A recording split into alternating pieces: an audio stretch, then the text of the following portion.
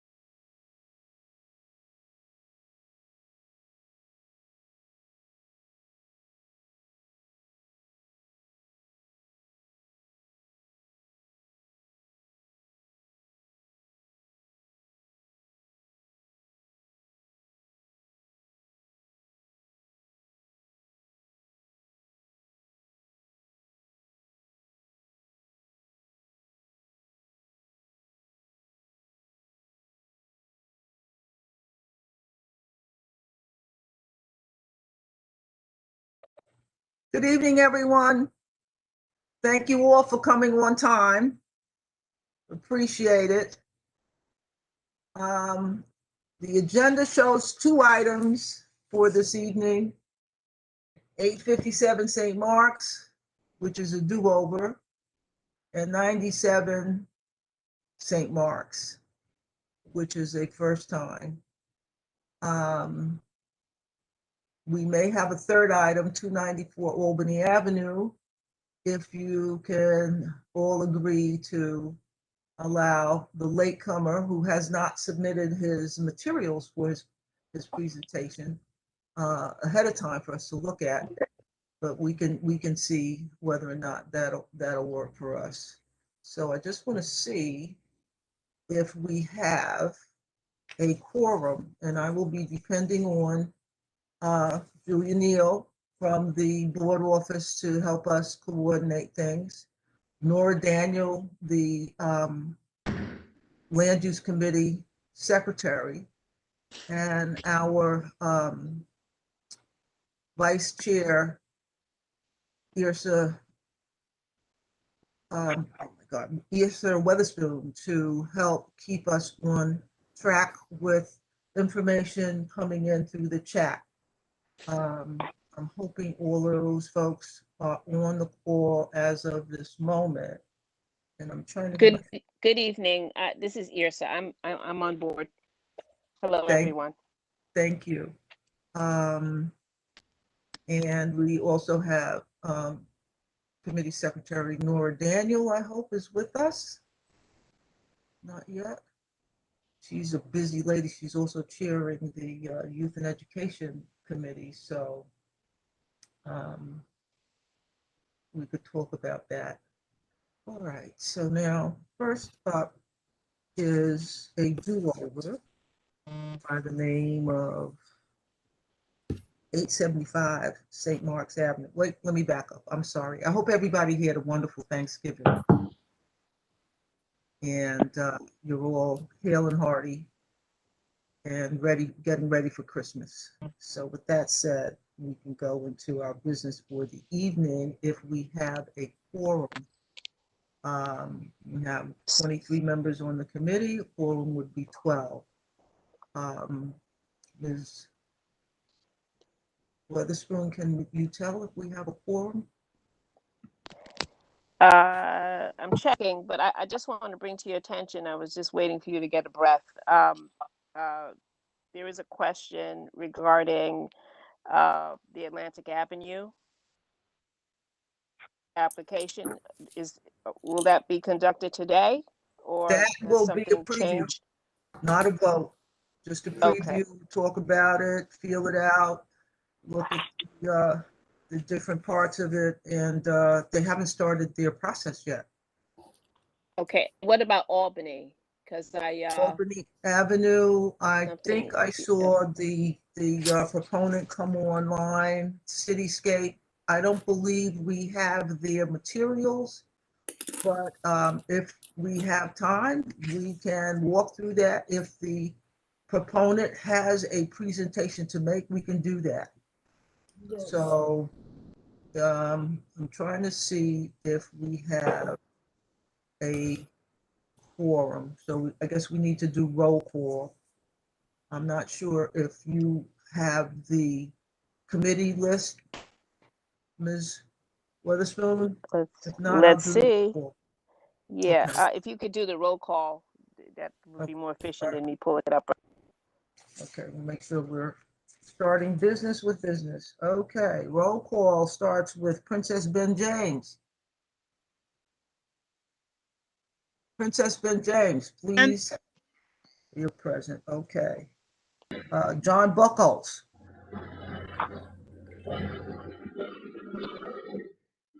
John Buckles.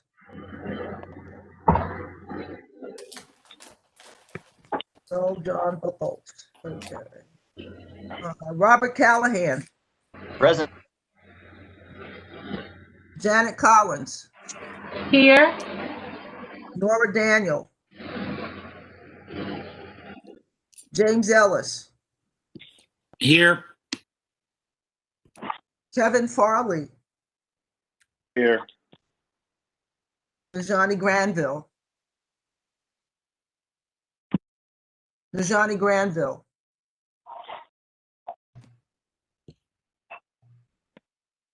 Kathy Islin.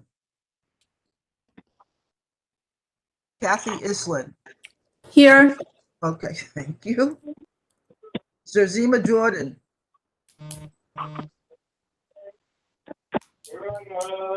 Zerzima Jordan. This thing is alphabetical by first name. I see her name. Ms. Jordan, I see your name on the list. I'm going to mark you present. Peter Crassus. Here. Thank you. Sarah Lazar. Present. Thank you. Sherry Norton. Sherry Norton. I know the button national. I don't see. Muted. Could you Mr. mute- Ayers? Please Yes, mute ma'am. yourself. Please Yes. mute yourself. Okay. Hmm? Moving on. Yes, you got you. Mr. Ayers? Yes. Marking it now. Who's speaking, please? Mr. Ayers, this Jordan is here. Yes, I marked her present. Thank you. Then next was Sherry Norton. I didn't get a response on that. Okay, moving on. I have Robert Puka. Robert Puka. See a couple of telephone numbers, so I don't know who those people are. Telephone number ending in 97, beginning with 3474 and ending in 97. Who is that? Hello? Okay. Moving on with the roll call. Hello, We do have you hear Robert- me? Who's speaking? Hello. This is Mrs. Say your Ramos. name. Mrs. Ida Ramos at 859 Pacific Street. I'm on the Okay. line for the building of 840 Atlantic Avenue. Okay, so we'll come back to you. Right now, we're doing roll call for committee members. Thank you. Okay, thank you. All right, so next is, we have Robert Puka not responding. Carl Riddle. Carl Riddle, gotta go back up. Carl Riddle. Okay, Adam Sachs. Adam Sachs, please mute your microphone because I'm getting an echo.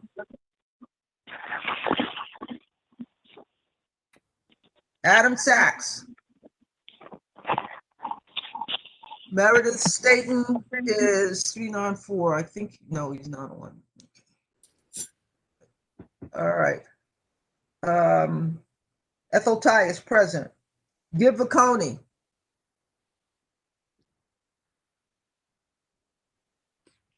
Gib Vaconi. Irsa Weatherspoon. I know you're here. I'm present. I'm here. Sharon Wedderburn. I don't see her. Okay. Elaine Weinstein. Here. Thank you. Deborah Young. I saw your name. I'm here. Thank you. Okay, let's see. We have 1, 2.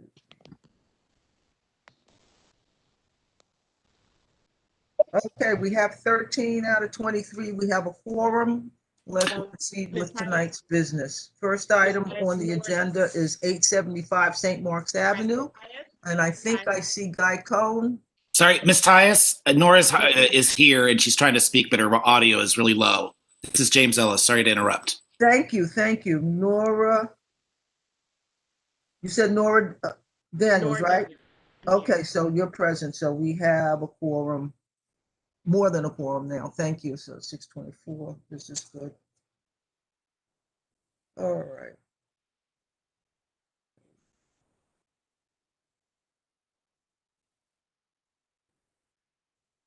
All right, moving right along.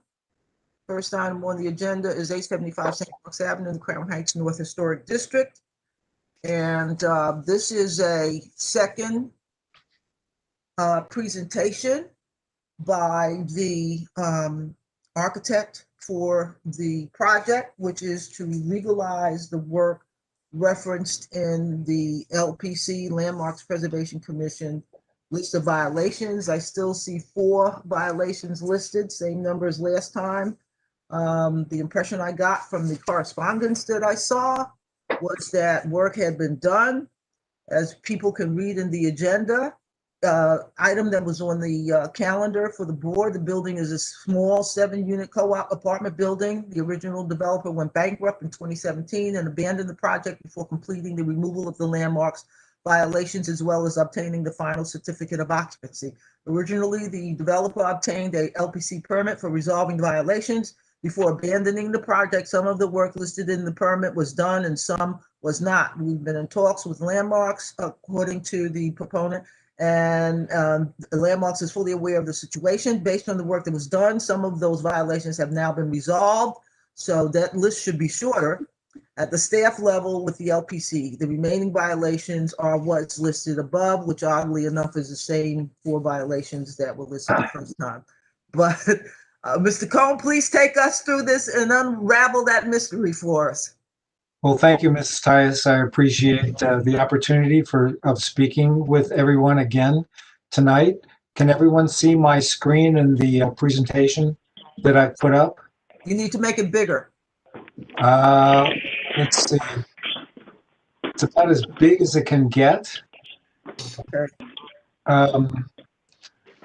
Unless there's a way I shared the screen and can you see it now? I can see it. All right. Let's see if there's another way to actually. Are you guys watching this? I just see a black screen that says Guy is starting to share content. I can, on the left-hand side of your screen, there would be a handheld magnifying glass. Click on the plus one, it'll get bigger, and then you drag the presentation back to the middle of the screen. Okay, I got it big enough to see it. Go ahead, Mr. Cohn. Okay. Okay. So as you may remember, last time I presented in Excuse front me, of... I'm sorry, Mr. Cohn, excuse me while I interrupt you. Please, the only microphone that should be open is Mr. Cohn. He is presently speaking, so please, if everyone could just mute their microphones, it would be greatly appreciated. Thank you. Go ahead, Mr. Cohn. Thank you. As I was saying, you may remember I presented this project at the last Land Use Committee meeting. And I'm back again. We've had. Mr. Cohn, can I pause you for a second? I'm going Sure. to go ahead and mute everyone. And after you mute everyone, please unmute yourself. Sure.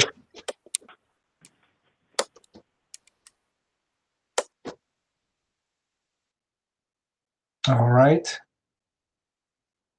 Let's see if I can unmute myself. You are unmuted. I am? Okay. Yes, you can go ahead. Okay. So as I was saying, we presented last time to the Land Use Committee. There were a number of items that were on that last agenda that we have since resolved with landmarks. I'm hoping that everyone's, whoops, sorry. I'm hoping that everyone had a chance to see the documentation and some of the materials that we had sent to the community board in support of the situation with the developer of Boaz Gilad and how he left the building pretty much in the lurch. And a little later on, after my presentation, one of the owners of the building would also like to speak and discuss some of the information that they've researched regarding grants and tax credits that might be available for historic properties. So at some point, there will be another person who will chime in.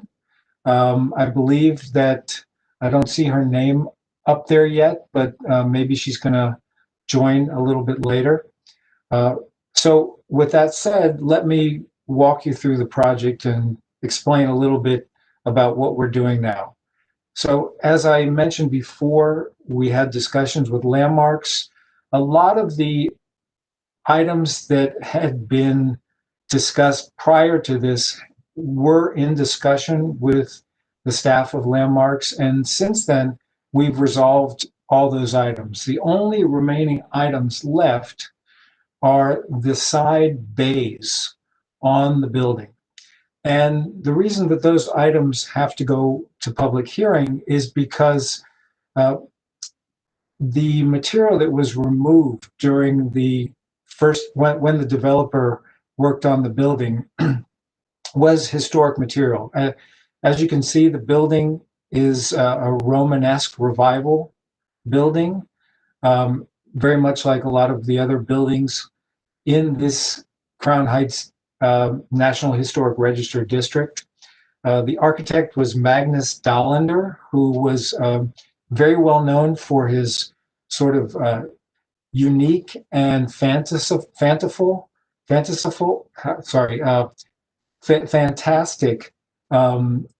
Victorian conglomerations. So one of the things that was unique about this building was the fact that there were 3 bays on the east facade. And during the developer Boaz Gilad's renovation, if you want to call it that, he removed a lot of the historical material. And you can see we don't have great photographs. We've not been able to really find any good pictures of what that looked like prior to the renovation. But we were able to find these 2 pictures. If you look on that screen, 1 and 2, 1 is the building before it was renovated, and 2 is a detail of what we could see of the bays, and 3 is what there is now. So as you can see, the bays are still there. However, they've been rebuilt and covered with stucco.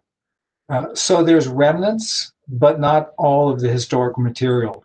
The historic material at one point had fish scale metal pressed fish scale metal roofs. It had wood detailing, pilasters, lunettes, various framing elements that were very unusual compared to the Romanesque revival front. They really they were not Romanesque, they were Victorian.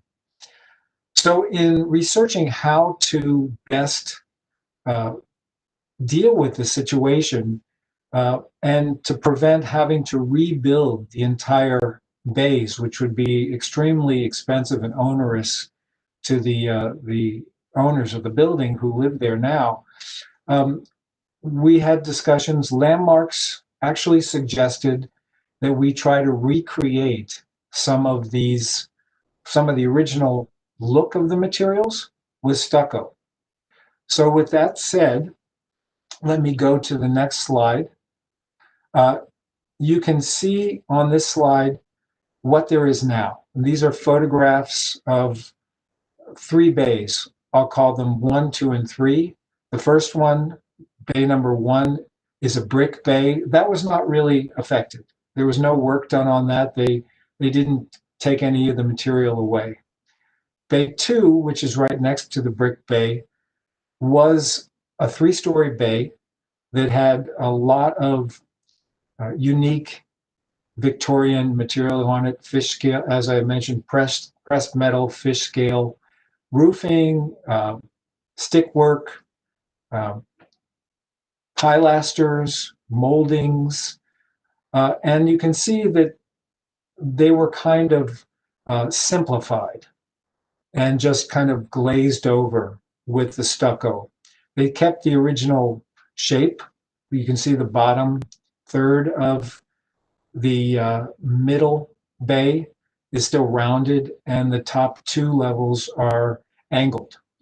And in the bay next to it, it's essentially the same shape that was there before. It has a very large overhanging cornice, but at one point we really didn't know what was there because we don't have any good photographs of what that actually looked like. You can see, if I go back to that first picture, that's obscured. The second bay, or the third bay, is obscured by the second bay, and we couldn't really see it. So with that said, I went into the history books and I did some research. Magnus Dahlander, the architect, built this along with his partner Langston in 1891. They were using a wide alphabet of different forms, gargoyles, materials, shapes. They were very lively and sort of unique and inventive uses and designs. So what I did was I went back, I looked at some of the things that were originally approved, and you can see on the top elevation the permit that was approved by Landmarks prior to the renovation was very, very similar to what I can see from the photographs, although I'm not 100% sure that that's exactly what was there. You can see in the lower elevation, that's what's there now. I don't know if everybody can see this. Let's see if I can zoom in on this in some way and try to show you what was there. So that was what was on the original permit that was approved. But as I said, the developer skipped town and had glazed over this, rebuilt this, covered it in stucco, and Landmarks gave it a violation for not being done according to what the plan showed. Let me go back here, zoom out.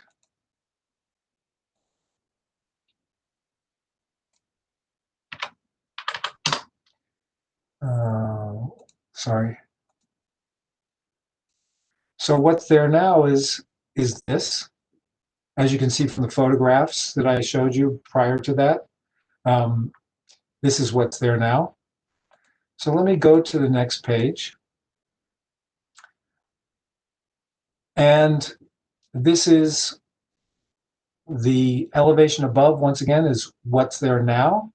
The elevation below there is what I'm proposing. Sorry to move this around.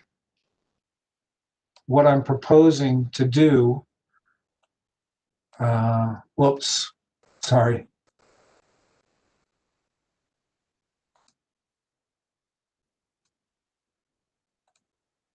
Okay, go in there.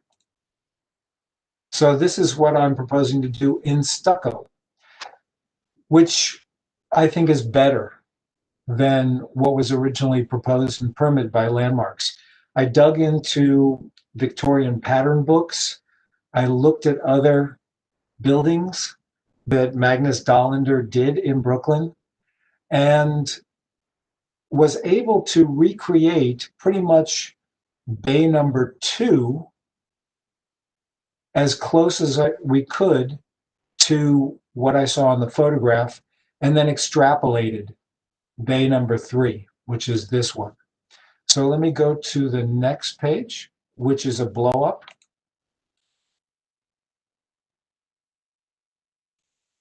Of those bays. And so this is the proposal.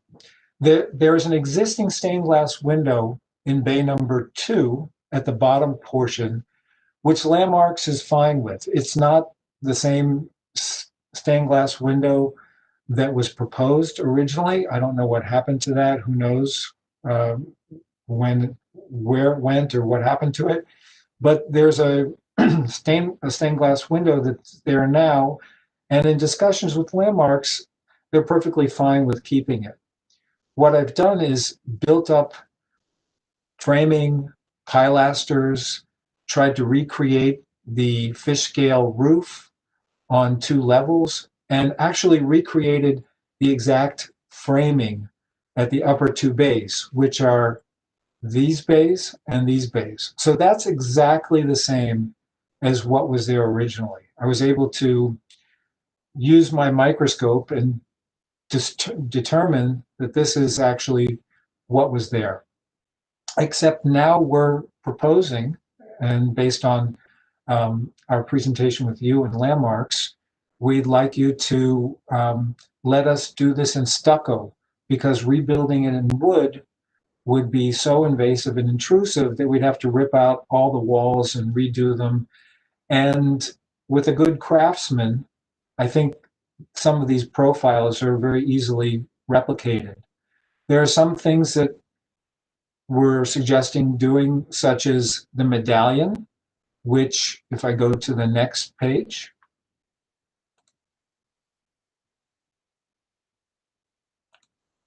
is actually, that's actually precast. It's made, you can buy it like this. It looks almost exactly like the medallion that I think was there originally, and it fits perfectly into the composition. Let me go back. The lower level, the fish scale, sorry, let me just jump around a little bit. The fish scale roofs, I believe we can recreate with stucco and some insulation, the rigid insulation that you use for building insulated precast details on various buildings. You underlay that on, you attach it to the substrate, and then you build up the stucco on top of it. So you can create the forms using stucco without having to penetrate the original stucco that's there. You just overlay it. Then a little lower, the columns here, because they're a little bit more detailed, I'm suggesting making them in a cast fiberglass and then applying them, and then lunettes to the windows as they were originally. Jump over to bay number 3. As I said, the cornice is already there. The shape is already there. What I'd like to suggest doing is create this fish scale roof here, create these arches over there, because that was a kind of element that Magnus Dollander would do, and apply some small stucco brackets. So if I can jump to the details, these are the details, and you can see the column capitals are based on Victorian motifs. They're literally developed from, there's a very famous Victorian architect by the name of A.J. Bicknell, who authored a number of Victorian pattern books, and they were interchanged and used quite a lot amongst various architects of that period. So that is, our proposal. The idea is to try and recreate those bays using stucco, fiberglass, and cast stone, build them up, not have to penetrate and rebuild the entire bay, use the bays that are already there, and then create decorative patterning on them to replicate the original material that was unfortunately lost when the building was renovated by Boaz Gilad, who has gone.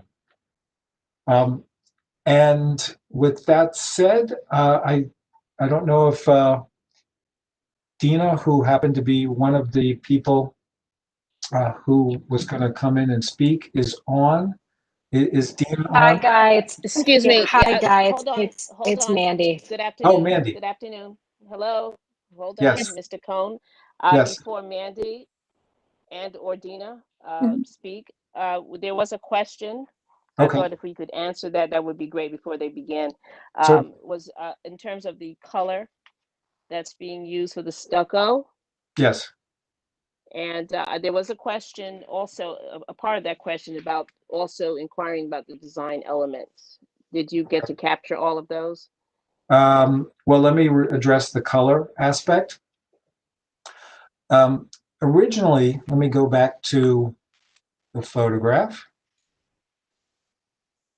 As you can see, that was a very dark stained wood color that I can everyone see that on there? And then the fish scale was metal. So at the time, the windows of the building were all black. We've had discussions with Landmarks. The windows are now currently white, as you can see, if you look over at this picture. So some of it's still a little bit undecided. So we're having these discussions with Landmarks as to what the final color is going to be. They don't seem to mind the color of the stucco because it blends in with the brick.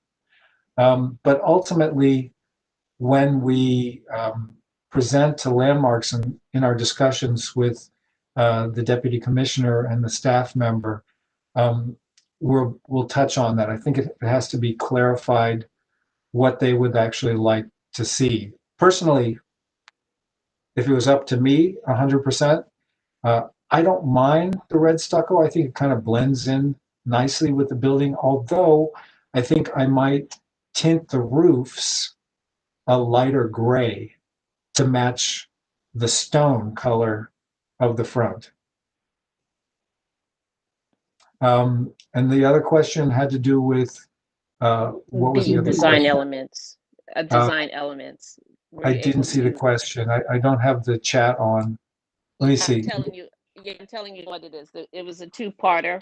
With the question about the color for the stucco and also the design elements. Okay, so the design elements would be whatever color the entire base would be. It would all just be one color, and the only color difference would probably be the roof color, which would blend in with the stone. There's also a possibility that we might make some of the elements, such as the pilasters and the brackets and the surrounds, the same color as the stone at the front of the building. So I think that's still a little bit of a moving target, but we're open to all kinds of suggestions and whatever will look the best. Okay, thank you. I also, before the owners speak, we have another question. If you could summarize the outstanding issues with LPC regarding the bays, what specific elements have LPC not approved at the staff level? You could answer those for us. Well, there really are no outstanding issues yet. we've just submitted our proposal to Landmarks, so we haven't gotten any feedback from them that is negative. So far, it's all positive. That's why we have to go to the public hearing, because we have to present it to the commissioners. Regarding specific elements, are they referring to the bays or other parts of the building? Mr. Vacconi, would you like to elaborate? Yes, thanks. I want to understand, it sounds like a lot of things have been resolved with Landmarks, which is great. But since you're going to public hearing, I want to understand what specific things are triggering the public hearing, and specifically with respect to these bays. I understand that it's the bays that are at issue. Are there any particular elements that staff has indicated are acceptable, and what are the ones they haven't indicated are acceptable? The bays are the specific elements. There's nothing outside the bays that we're requesting approval from Landmarks for. And specifically, to be honest, they don't have any one particular item or two items that they object to. They just they don't really hate the bays. The bays are still intact in the sense that they're there, but they, if I can say, they mourn the loss of the historic material. And in discussing this with Jared Knowles, who's the deputy commissioner, who's taken an interest in this, he suggested that we try replicating, because of cost and because of time and because of a disturbance to the building. He suggested replicating as much as we could, and as much as I could really determine, in stucco. So at this point, we've submitted to Landmarks, and we're going to go to public hearing.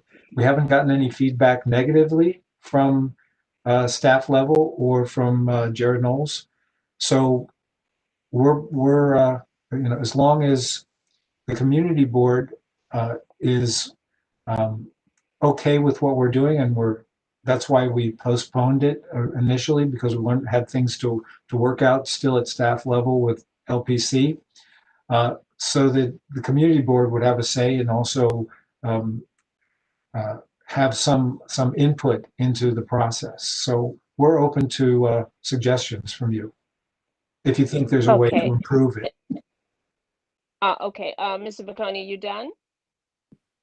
I might ask one more question. Do you have any examples of the type of implementation of the roof shingles in stucco that you're proposing? Something that's actually been realized that we could look at and see what it looks like? I think I understand sort of all of the other elements that you're proposing, but that one is throwing me a little bit. Well, it's interesting. This picture, because when I PDF'd it, it got a little blurry, unfortunately. But the way that the fish scale pattern that I can see is kind of laid like marzipan. And it seems like it was done in sheets. So you'll have the bottom layer and then another layer on top of that and another layer on top of that and another layer on top of that. And the fish scales are just cutouts, almost like paper dolls. So what I would talk to the craftsman about is doing it in that sense, kind of building up the layers of stucco. So you might have a 1/4 inch and then a 1/2 inch and then 3/4 and so on. If you can visualize that. I get that, but I think that the texture would just seem very different than roofing material. Well, there's no question the roofing material would be shiny, and the stucco would not. But having to try and duplicate that in metal and put it on there in a way that didn't disturb the fabric of the bay would be very difficult, I think. And some of the stucco elements that we're proposing would not be as pronounced. They wouldn't be as three-dimensional as the original wood elements would be. Obviously, the wood and the roofing really stuck out quite a bit further than the stucco. So we're somewhat limited by the depth of what we can do with the stucco, but we still want to try and recreate the original impression as best we can. Thank you, Mr. Cohen. Okay, Mr. Cohn, I'm sorry, excuse me, Ms. Tice. There were 4 outstanding issues that were highlighted in the chat box, and I wanted to know, have they been reconciled? I don't know if you can see them, but I can just quickly say they all have been reconciled. Okay, so that when you say that, that means that LPC did what? What did they say? Did they say something specific, or did you actually? They are they're basically legalizing for one thing, the alteration of projecting bay and painting the secondary facade, that was reconciled because the paint was removed by the developer, so that was reconciled. The replacement of the windows that were in question were done and made out of wood, so their LPC looked at those and said they're good. They have no problem with that. I just see 2 things right here. The mailbox and the light post. Light post. Yeah. So the mailbox, we are in the process of confirming with the post office if we can move the mailbox away from the building, and if we can move the mailbox away from the building, Landmarks is okay with us putting it closer to the sidewalk at the front entrance, so it doesn't interfere with the look of the building. Sure. And the light post, they're fine with that being where it is. In the fence, the rear yard, they're also fine with that. They said they looked at it. It's barely visible, as you can see from the photograph. Number 3 on this picture, you can't hardly see it from the street because the church next door is very close to it. So they're fine with that being the way it is also. Thank you for the clarification. You're welcome. Ms. Tyus, thank you. Ms. Thank Tyus, Ms. Moxley and Ms. Shine, and forgive me if I mispronounced your name, Dina, they're also waiting to speak when you're say it's okay.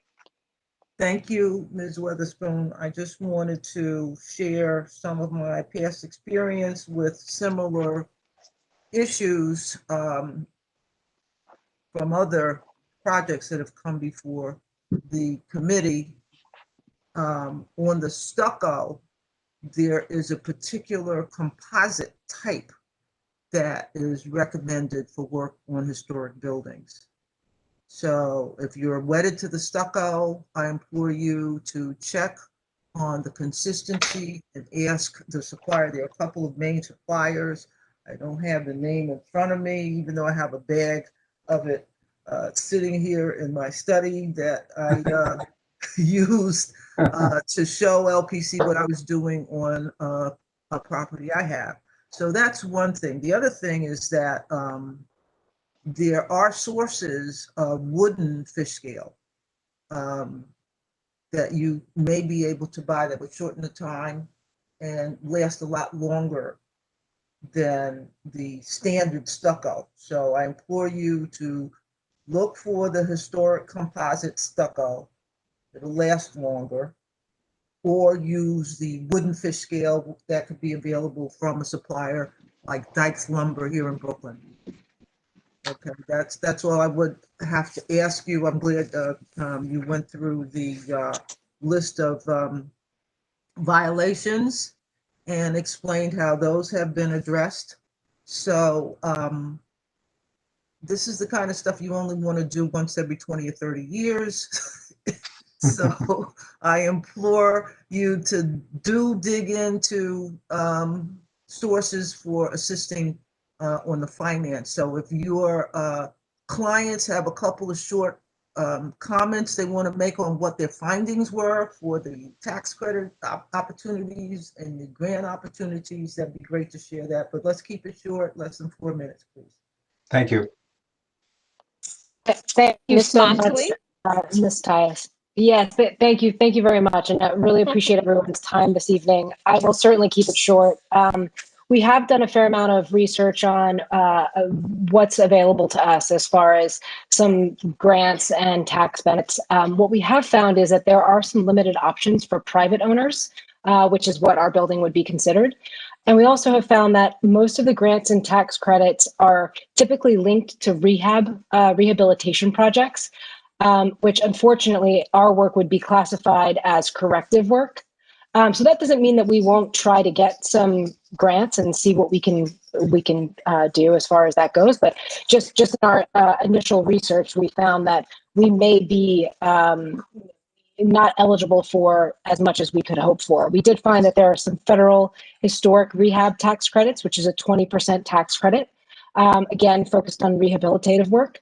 We also found that New York State historic homeownership rehabilitation is limited to owner-occupied and rehab only. Again, and also the work must be approved. And then we also found that the Preservation League of New York State seems a bit more geared toward our type of work, which would be a condo. But again, you have to have a budget in place and you have to have the work approved. We also found that for that particular grant, the deadline has passed for 2020, so we would start again in January. So all that said, what we'd like to do is once we get a full approved scope of work from Landmarks and we have the plans in place and we know exactly what our scope of work is and what that budget will be, we would then like to go out to see what types of credits or federal grants that we might be afforded. But unfortunately, we can't do that until we have the work ready to go and a budget approved. So we certainly appreciate you guys giving us some leads on what's out there, and we are actively seeking out what we're eligible for. But we aren't getting our hopes up too much, given most of these grants are afforded to rehabilitation projects and unfortunately not corrective work. Really appreciate your time. That's all. Thank you. Thank you, Ms. Moxley. That was very informative. And don't forget to keep looking, because as you turn away, things change and opportunities crop up that weren't there before. So keep your eyes on the horizon and see, and let us know what your success is this time next year. So we'll have a little party. Thank you. Okay. Yes, thank you very much. I appreciate it. Are there questions from committee members on this item?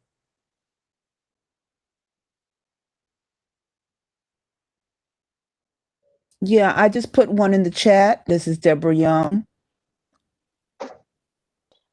Yeah, I can actually take that one. So we're going to the postmaster to speak to them on Friday.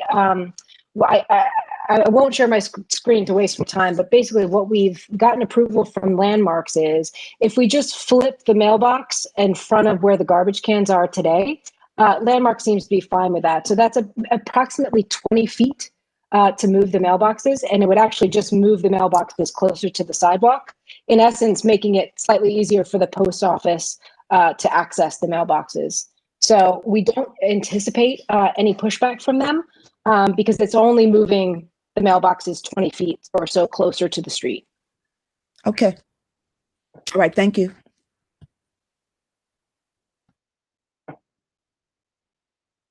Any other questions? Ms. Weatherstone?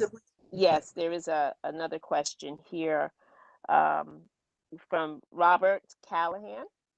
Yes. Yeah. Oh, go right ahead, Robert. Go ahead. I'm happy to just very quickly. I'm sure it's an easy answer. I know many of these units are under-occupied, but are all of your units under-occupied? And if not, is that going to impede your ability to win grants? Yeah. Hi, Robert. It's Mandy again. So yeah, most of the building is owner-occupied. There are 2 units that are rented out. The rest of the 5 units are owner occupied. That's a good question. I hope that it won't impede our ability to access some of these federal grants, but I don't know that we'll know, we'll know until we get a bit more into it. There is one, the New York State Historic Homeownership Rehabilitation is very limited to owner occupied residents, but it's also for rehab work only. So we wouldn't be eligible for that. But I do think the Preservation League of New York State might be a bit more geared toward us. As I mentioned, they're a bit more focused on condo associations, but we've missed that deadline for 2020. And we do have to have a budget and a plan in place before we can seek that grant. So our plan is once we have all of the work ready to go, we'll be able to submit that for next year. Okay, Ms. Moxley and Mr. Cohn, I just want to suggest to you that you not wait until you have a signed contract for every specialty that you're going to use to do the work that you're planning. Estimates will work, and I'm not sure how your condo handles rentals, but there is a program for rentals, and it goes through the state.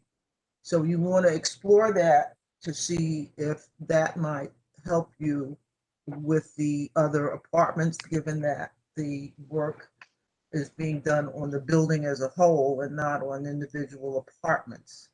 So you get the 20% from the state, and then there's another 20% from the feds, but it has to go through the state office.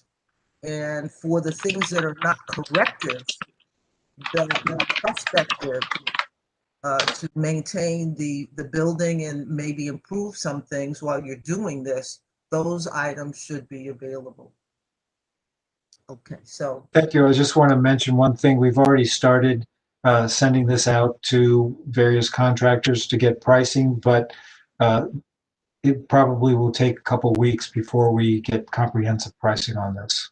But we hope to have something at least for the Landmarks public hearing, which is on December 15th.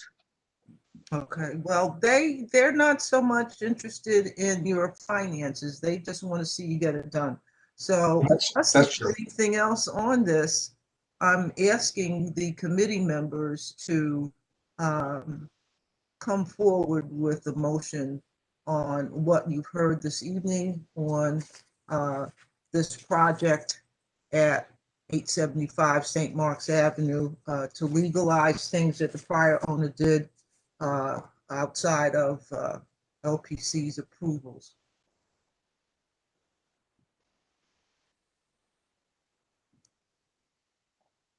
Committee members, you can unmute yourself and speak. Ms. Neal, are they able to unmute themselves? Hi, this is Sarah Lazar. Yeah, I move that the committee approve this new and vastly improved plan. Yeah. I'll second that. Chair, if I can make a friendly amendment, Ms. Lazar, I would like to, this is James Ellis, committee member. I would like to just add into some language about with the understanding that the other violations have been rectified at LPC, that the presentation at the base just be more explicit, saying that the other items we are not making a most.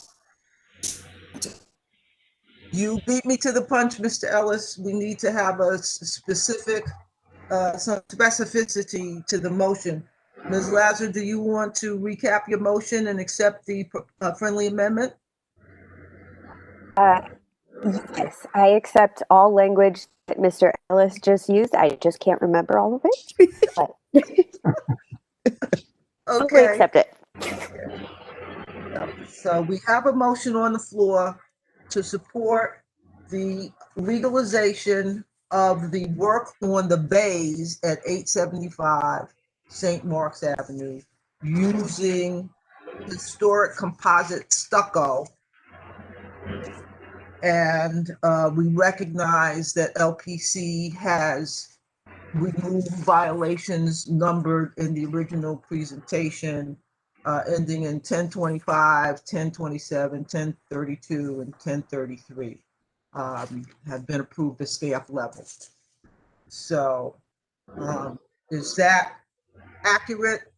Anyone have any exceptions to the language on the motion to support? Ms. Tyus, I would add that there was no mention of mandating composite stucco in Ms. Lazar's presentation. I think your suggestion to explore composite stucco was just that. I don't think Ms. Lazar's motion made a mandate to that. Okay, fair enough. So we have a motion to support recreation of the fish scale over the bay windows with stucco. And that's the remaining violation that needs to be legalized at the hearing. And the hearing is on, when is your hearing? It's on December 15th. Okay. I just want to mention that there are a number of different composite stucco mixes out there.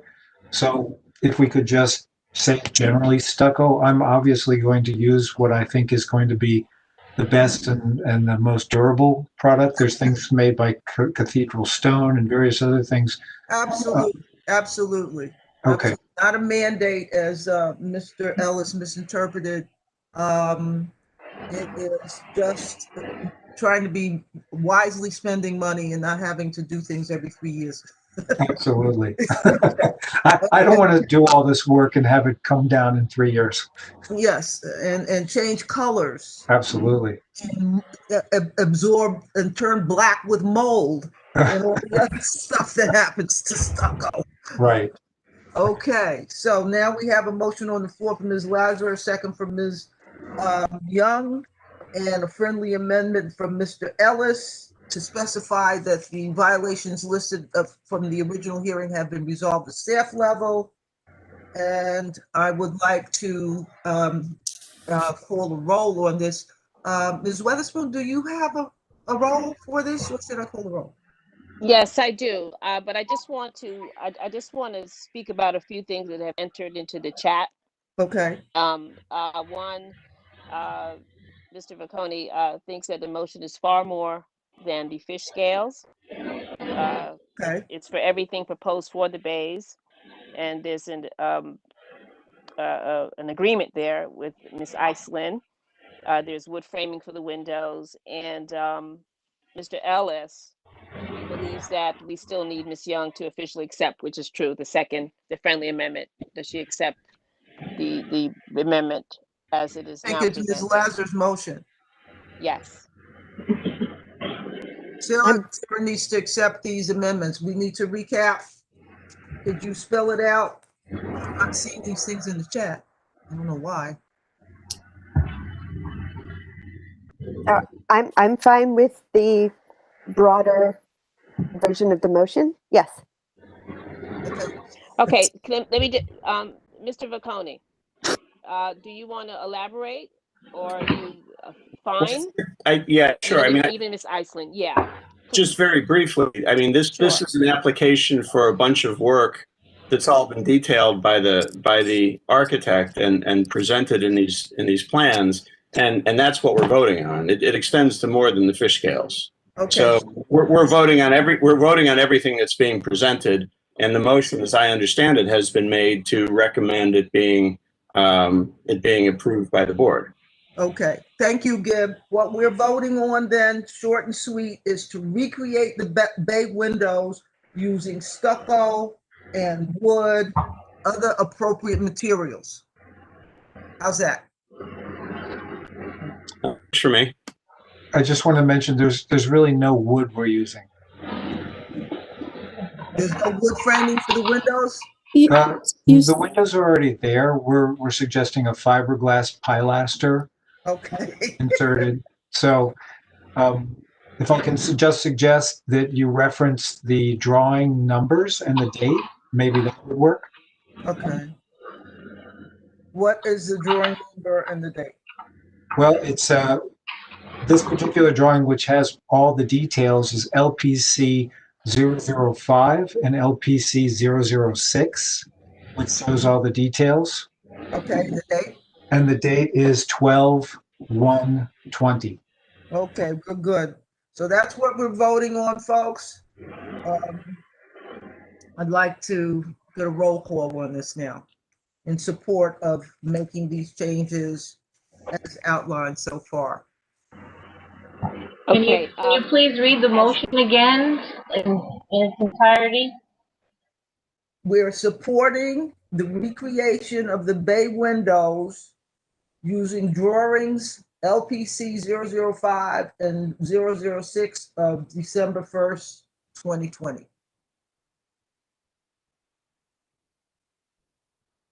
Okay, Ms. Collins? But Mr. Yes, Ellis thank made an amendment to add in the other Who's correct speaking? measures. This is Who's Kathy speaking, Island. please? This is Kathy Island. Okay. And Mr. Ellis asked for a friendly amendment to include that the other violations had been Legalized, that will be there. Yes. See, legalized prior violations.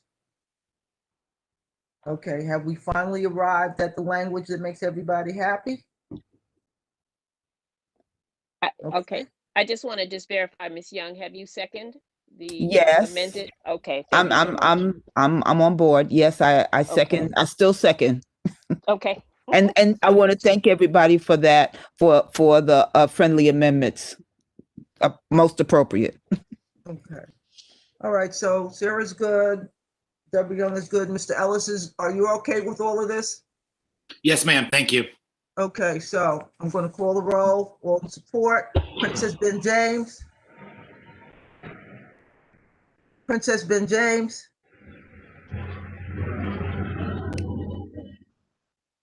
Okay, John Buckholtz.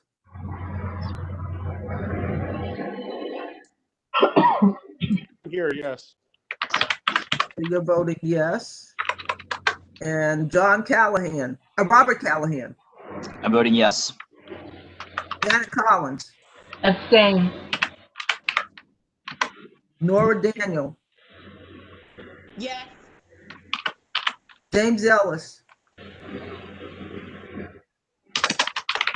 Evan Farley. Yes. There's nothing Granville. Mr. Cohn, can you mute yourself? I think that interference keyboard is affecting our vote. No problem. Thank you, Mr. Ellis. And Johnny Granville. Ms. Granville? Okay, we'll come back. Kathy Island. Yes. Jazima Jordan. Yes. Peter Crassus. Yes. Sarah Lazar. Yes.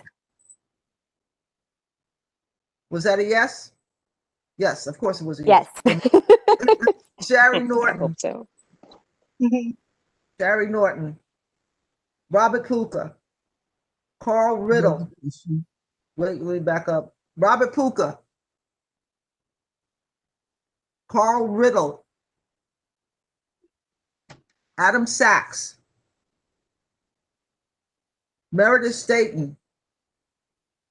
Ethel Tyus, yes. Gib Coney. Ms. Hyas, I have Mr. Staten. Mr. Staten, do you want to register your vote? I approve. Did the committee hear that to register Mr. Staten's vote? He said, Can you hear me? Okay. Yes. Can you mute him, Thank please? you. Thank you for coming. Gib Coney. Yes. Yrsa Weatherspoon. Yes. Sharon Wedderburn. Elaine Weinstein. Yes.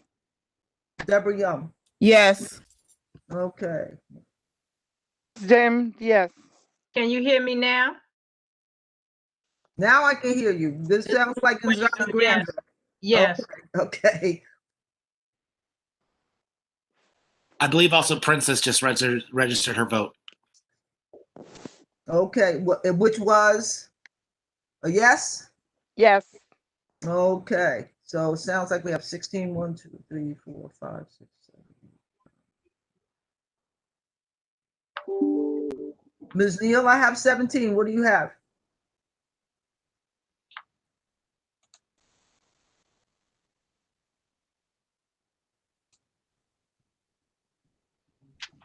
Ms. Neal, are you there?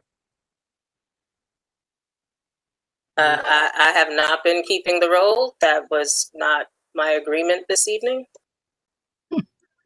Hey, thank you. Got it. I got 17.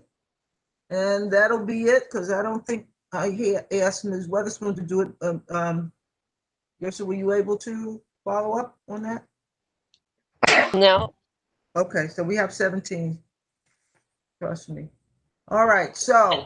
Excuse me, Ms. Tyus, 17 what? Yes. Favor. One abstention. And one abstention, One right? abstention, yeah. We won't forget that you abstained. One abstention by Janet Collins. Okay.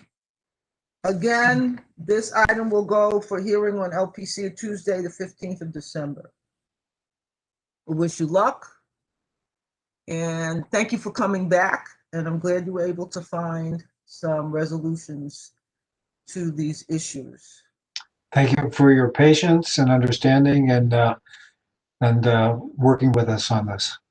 Okay. Yes, I echo that sentiment. Thank you very, very much for your time and all of your input. It's been very helpful. Good luck. Thank you for your diligence. Stay with it. These old buildings need a lot of love and care. No question. No question. Madam Chair, I have a Alright. comment. Zealous. Go ahead. Okay. Yeah, I just would love to have Miss Moxley or a representative from that property, and kind of, as you mentioned, or updated on the grant and tax programs that this type of project might fall under. If you would be so generous to share in 6 months or 8 months or whatever, anything that you found out, it would help us and be a more informed community as to what possibilities are out there for projects like yours. Yes. Yeah, absolutely.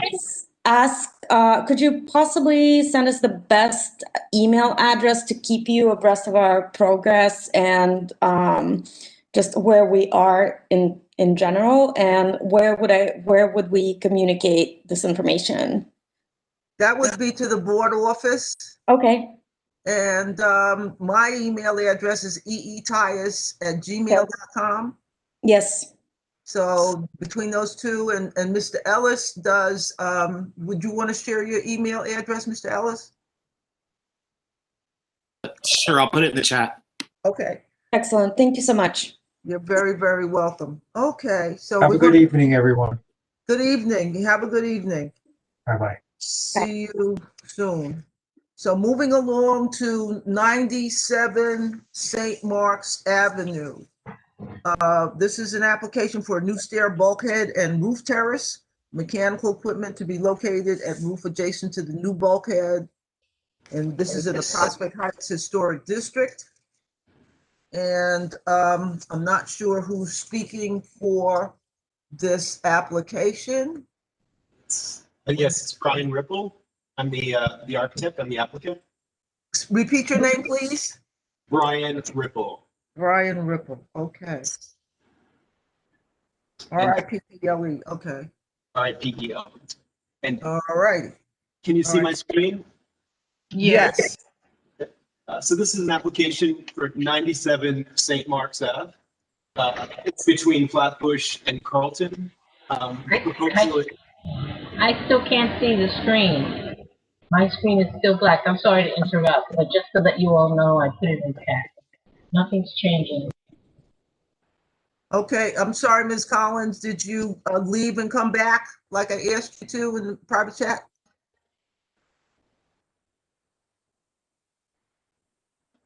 Okay, so I'll leave and come back. I'm sorry. Yeah, do that. Let the system refresh itself. So, Mr. Ripple, sorry about that. So please continue with your presentation. Sure. So this is 97 St. Mark's Ave between Flatbush and Carlton. The existing structure is a 5-story townhouse. A proposal is for a new bulkhead to provide rooftop access with an associated roof terrace, outdoor terrace, and relocation of some mechanical equipment to that roof. So this is the roof plan here that you're seeing. In essence, the bulkhead is this area right here. which is basically a stair from that top floor out onto the roof. And then the roof terrace proper is set at 2 levels, just to basically there's a pitch to the roof. So we needed to put 2 levels to keep the actual level of the terrace down low. And then we are locating mechanical equipment on the back side of that roof terrace. St. Mark's Avenue is at the front here. The initial proposal to Landmarks had that mechanical equipment over here. After doing the mock-up, we realized that it had more visibility, and so we revised the proposal to the second mock-up and located in the back where this is entirely invisible now. This is the rear facade of the building. Seeing again the proposed bulkhead here, the glass railing that we're proposing for the terrace, and then you can see from beyond that upper level. The next image will show it better. So these are the kind of cross sections. So that's the bulkhead that we're proposing. This is the mechanical equipment. Again, the front of the building on this side. And then these are the 2 levels of that roof terrace area. A majority of the railing is glass. There's a small section that we're doing over here, which they wanted to put some plantings up against, which would be made from metal, but the rest of it is all glass.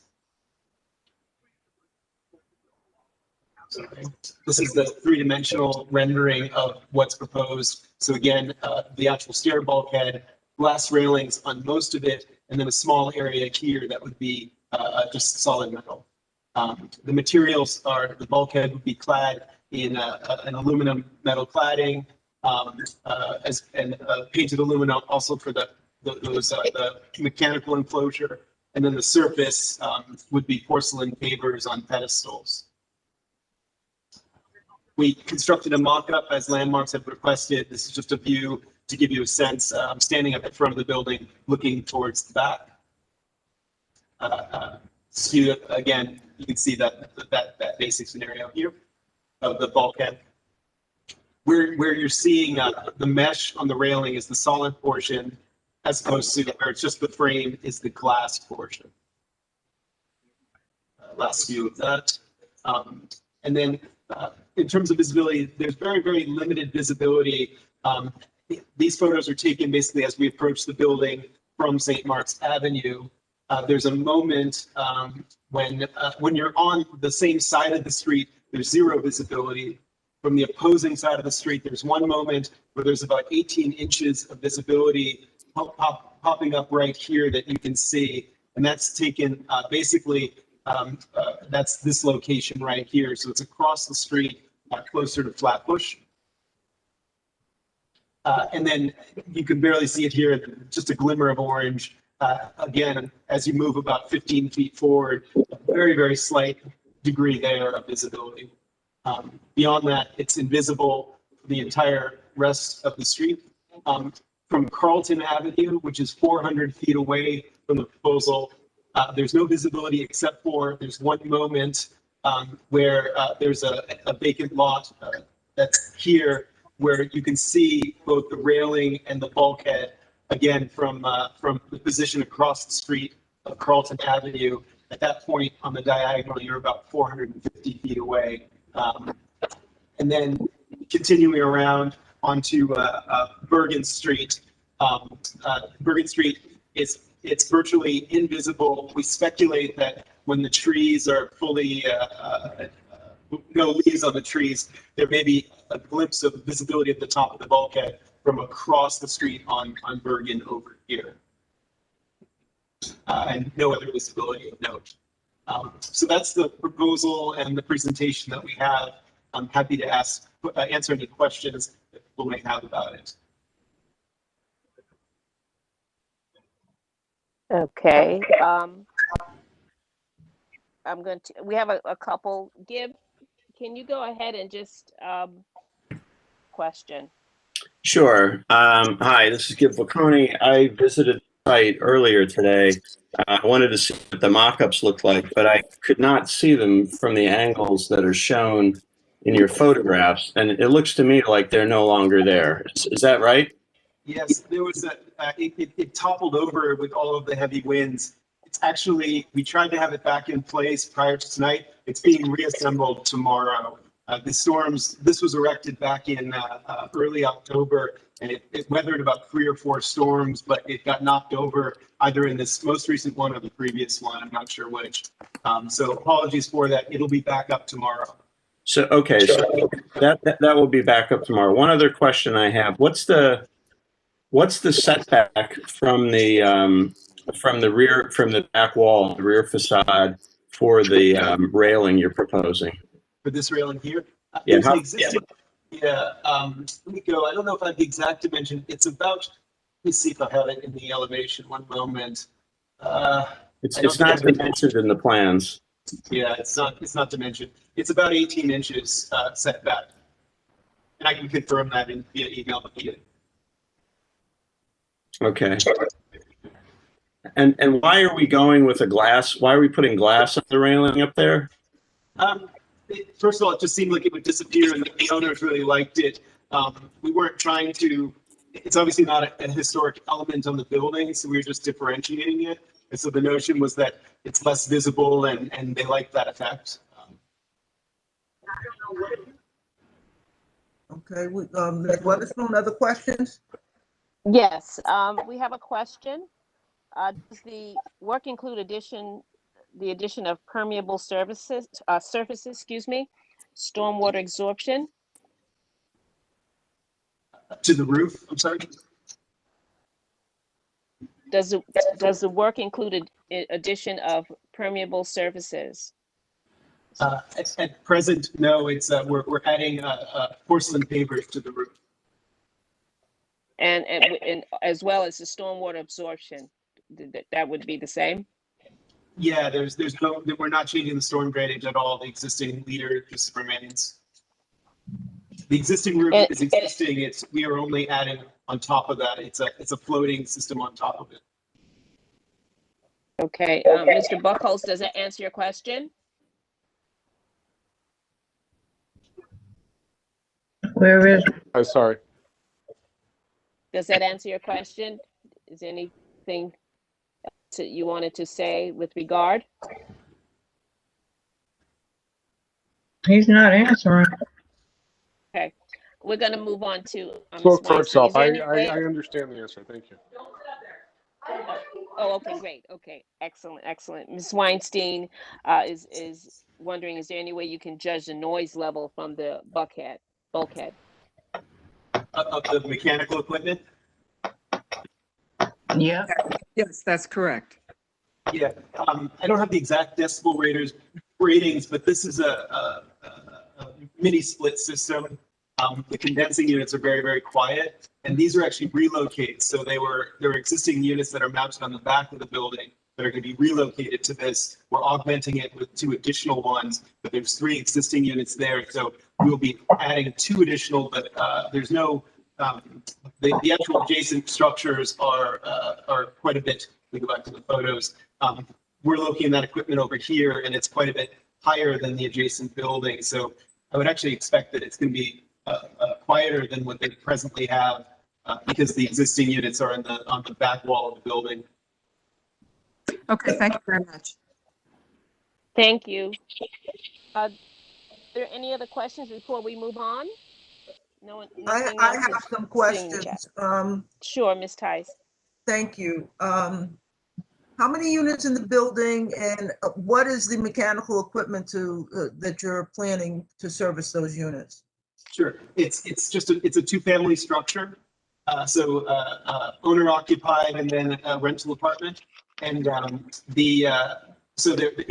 it's heating and cooling that are basically they call it a ductless system. It's I believe this one is made by Fujitsu. They're these small wall bracketed condensers on the roof, and then they have wall units on the inside of the house that provide heating and cooling. Mini split. Yeah. Okay, thank you. Okay, committee members, any other questions? If not, I'm going to ask for a motion. Hi, I'm sorry, Ms. Tice, this is Gib. I was busy typing my question in the chat, but I didn't get to the end of it. I'd like to ask 2 things. The first is what guidance, if any, have you received from Landmarks about the color of the bulkhead? This will be, as you show, visible from St. Mark's Avenue. What have they told you about making it black?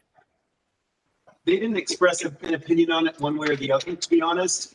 They were mostly concerned, as I mentioned initially, we had the mechanical equipment forward with screening on it, and that was actually proving to be visible. So we shifted that. We did two things. Let me go back to that image. We not only shifted. I'm sorry, one second. We shifted the equipment from here to here, and then we pushed the railing over so that all of this was now essentially invisible from St. Mark's Avenue.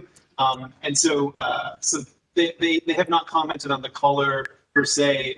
We were just, it's sort of a bronze anodized color is the one that we were proposing.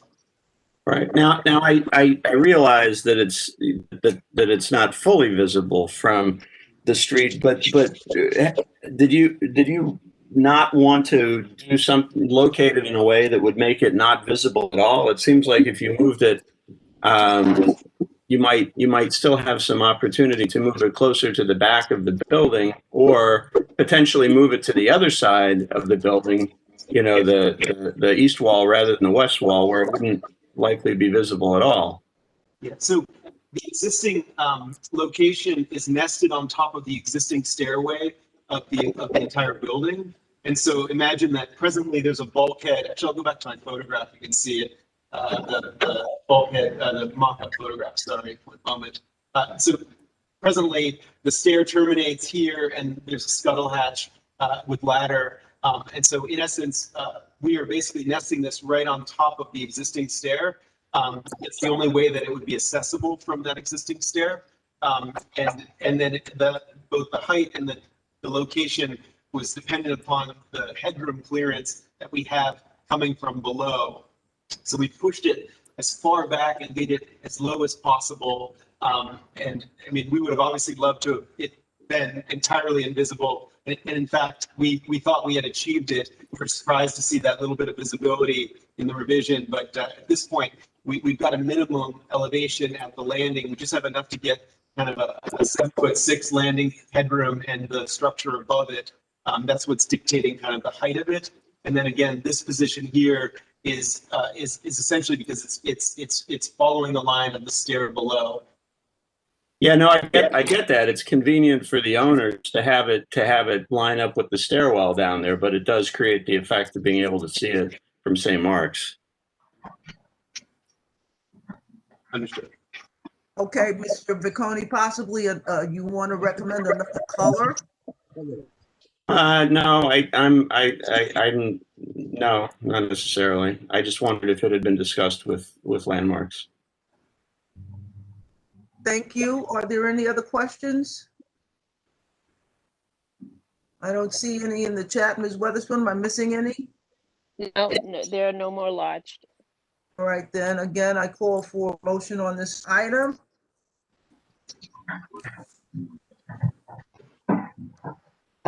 New stair bulkhead at 97 St. Mark's Avenue. This is in the Prospect Heights Historic District. Does anybody in Prospect Heights want to move on this?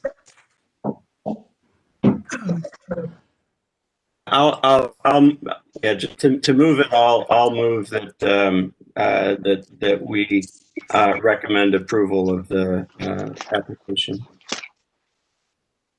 I need a I'll second. second that. Okay, so Gibb moving to support with a second from Ms. Weatherspoon. All right, any other questions? Hearing no other questions, I'll call the roll. We're supporting this application for a stair bulkhead.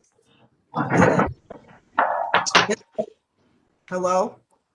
That is minimally visible from, what is it? From St. Mark's Avenue at 97 St. Mark's Avenue. Glass railing, mostly some aluminum cladding in black. Okay, Mr. Baconi and Ms. Granville, if you would mute yourself until you're ready to give your vote, that'd be great. I'm going to call a roll, support, for the motions to support this application. Princess Ben James. Princess Ben James, do you support this application? Yes. Buckholz. Yes. Was that a yes, Mr. Buckholz? Was a yes. Thank you. Robert Callahan. Yes. Steve Collins. Yes. And I call you Nora Daniel. Yes. Thank you. James Ellis. Yes. Thank you. Kevin Farley. Yes. Thank you. Najani Granville. Najani Granville. Yes. They can't hear me? Yes. Kathy Island. Thank you. Yes. Kathy Island, thank you. Yes. This is Zerzima Jordan. Zerzima Jordan. Yes. Thank you. Keith Crassus. Yes. Thank you. Sarah Lazar. Okay. Take that as a yes. Thank you. Sherry Norton. Robert Puka. Yes. Hey, Robert Puka. Got late, sorry. Okay. Carl Riddle. Adam Sachs. Meredith Staten. Mr. Staten, your vote, Mr. Staten. Mr. Staten. Yes. All right. Good to hear your voice. Ethel Tyus, yes. Gib Vaconi. Abstain. Abstain. Irsa Weatherspoon. Yes. Sharon Wedderburn. Elaine Weinstein. Yes. Deborah Young. Abstain. Abstain. Okay, what have we got here?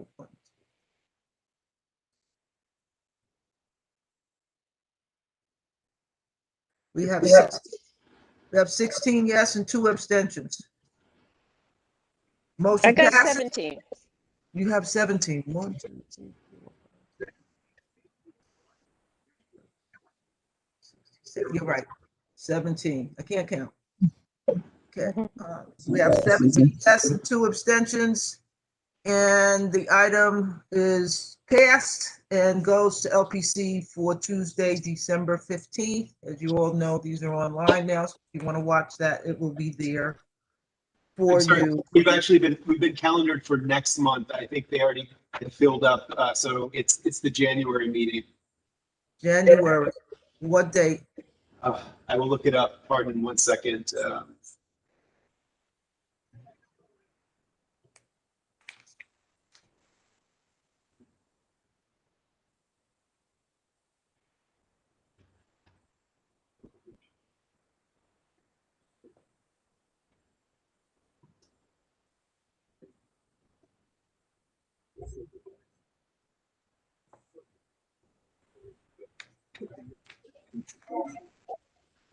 Sorry. That's I want to check the date. You don't want to miss that one. Yeah, no, I'm not sure that they gave me they just said January 2021. They didn't give me the date yet. I apologize. Okay. So it'll show up. That's for sure. Well, this was a good presentation and it's a fairly simplistic project, so it shouldn't be a big deal. Thank you for coming in and wish you luck at your hearing. Thank you very much. Thank you for your time. You'll be sending a letter to LPC to know the result of these deliberations this evening. Thank you so much. Hello, Ms. Committee Tyus, members, we're before going to Mr. move on to the next item for the evening. I think we have 294 Albany. Excuse me, Ms. Tyus. Yes. Before I don't know if Mr. Ripple has left, but is this going to be presented at the board? Yes. That hasn't been mentioned. Does he know? Oh, when the thank board you. You're date is? right. You're absolutely right. All of these go to the full board for confirmation For tomorrow, next week, I believe, correct? next Thursday. And you want to be on that meeting to answer any questions that weren't brought up tonight. And I got to get back to Cone and tell him that as well. Thank you, Ms. Weatherspoon. Understood. Thank you. Okay, now we have a surprise entry here. We weren't expecting 294 Albany Avenue, which is an item we would hear and vote on. And then lastly, it's a preview on 840 Atlantic Avenue, I believe, which we wouldn't have to vote on. We're just getting a presentation on a plan for that building, which is in or near the M-Crown zone. So do we have materials to look at for 294 Albany Avenue? Do we have a representative?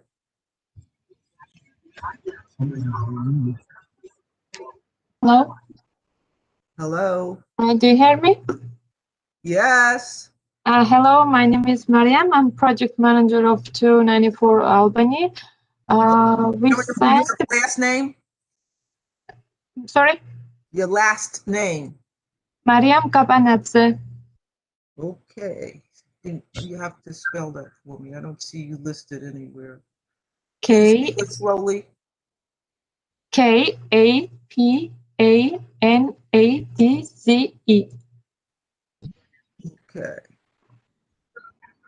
Okay. And you are the representative for the project?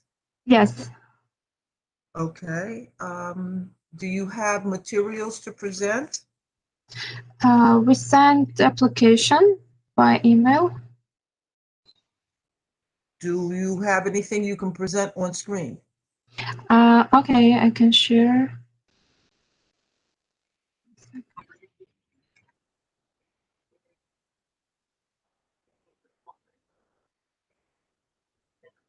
Do you see my screen? Yes. So this is 294 Albany Avenue. Yes. And this is for minor exterior facade renovation. Yes, it is. And Heights North Historic District. Okay, cityscape. Okay.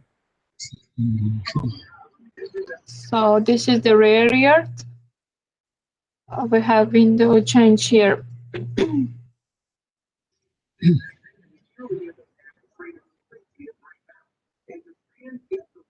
Do you want to describe the base? So this is the condition prior to work, how it was when we started this project.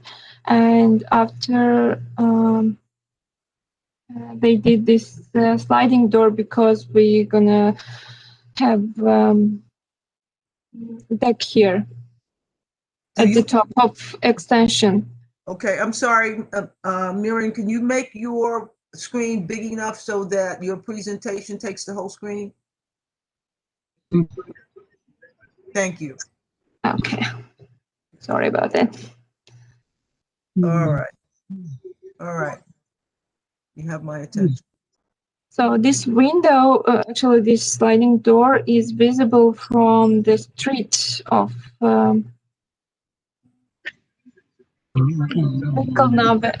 Lincoln Place. Okay. From here.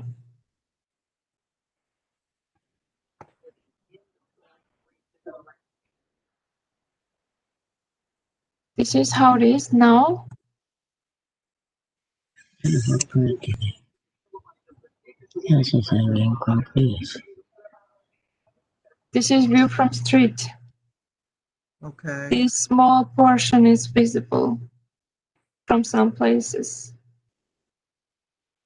Interesting. Okay.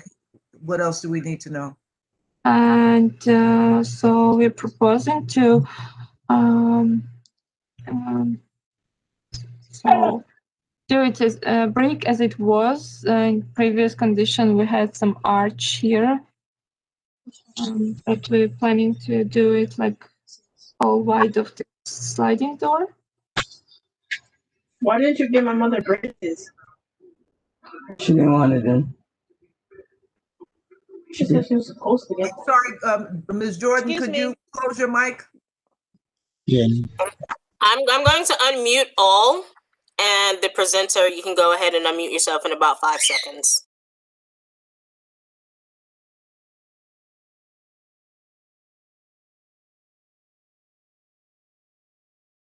Can you continue?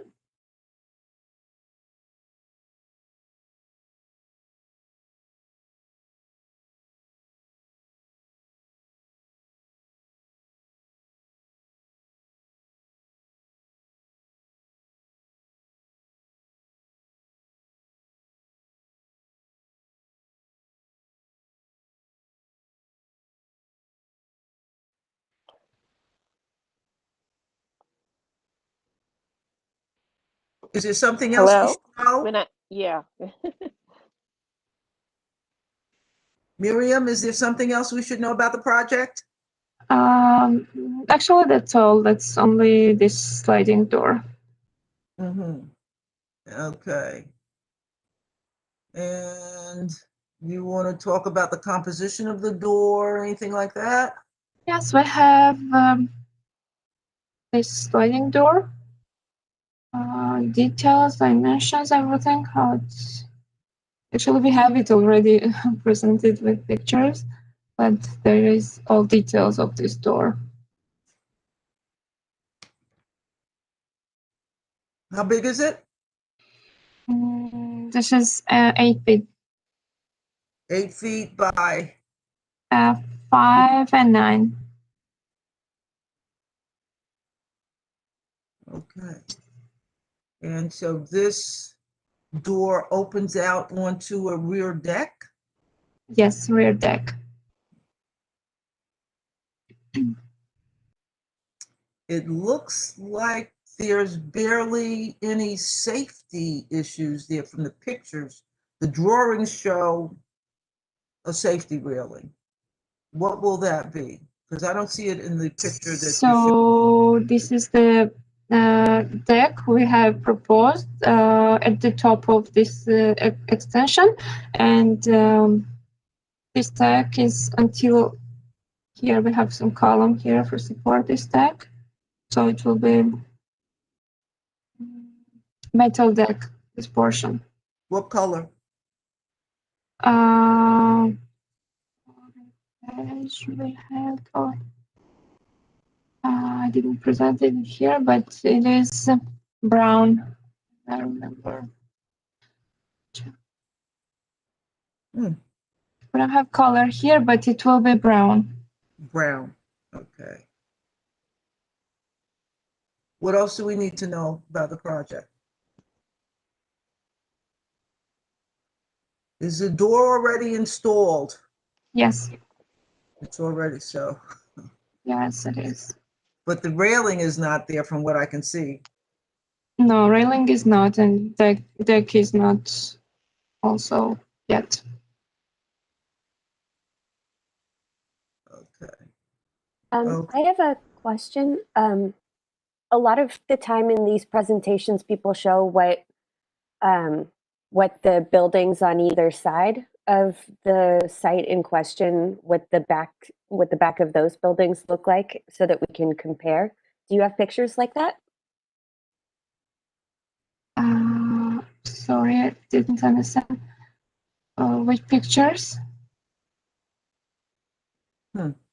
Sometimes in these presentations, people show a picture that shows the buildings on either side, so that you can compare how much this proposed new silhouette is similar or different to the building, or different from the buildings on either side of it.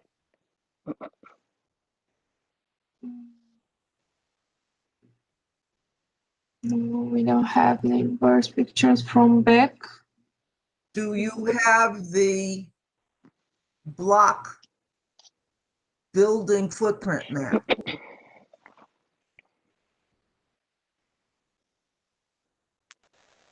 block footprint.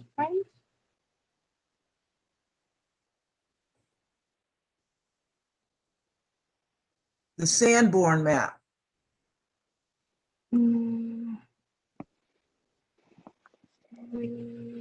Yes, we have, of course. We'll take a look.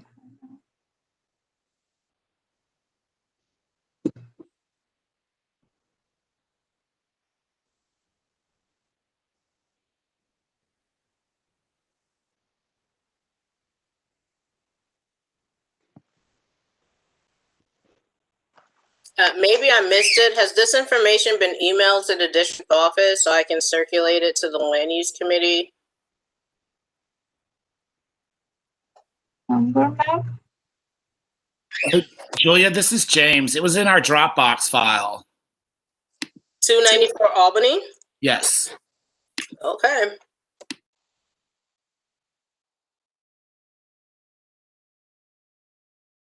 I'm not sure if the Sanborn map was in there, but there were photos. No, we didn't submit Sunburn maps. Okay, so we're on Lincoln Place and Albany Avenue. And your cursor is pointing to the building at 294, which is near the corner of Lincoln Place. 294.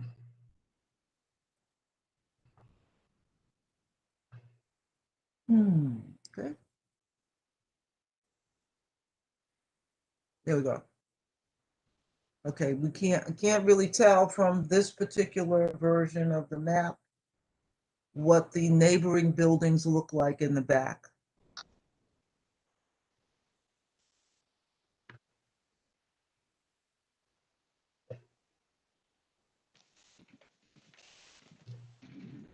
Okay. Keep going to the same. This is not showing us very much.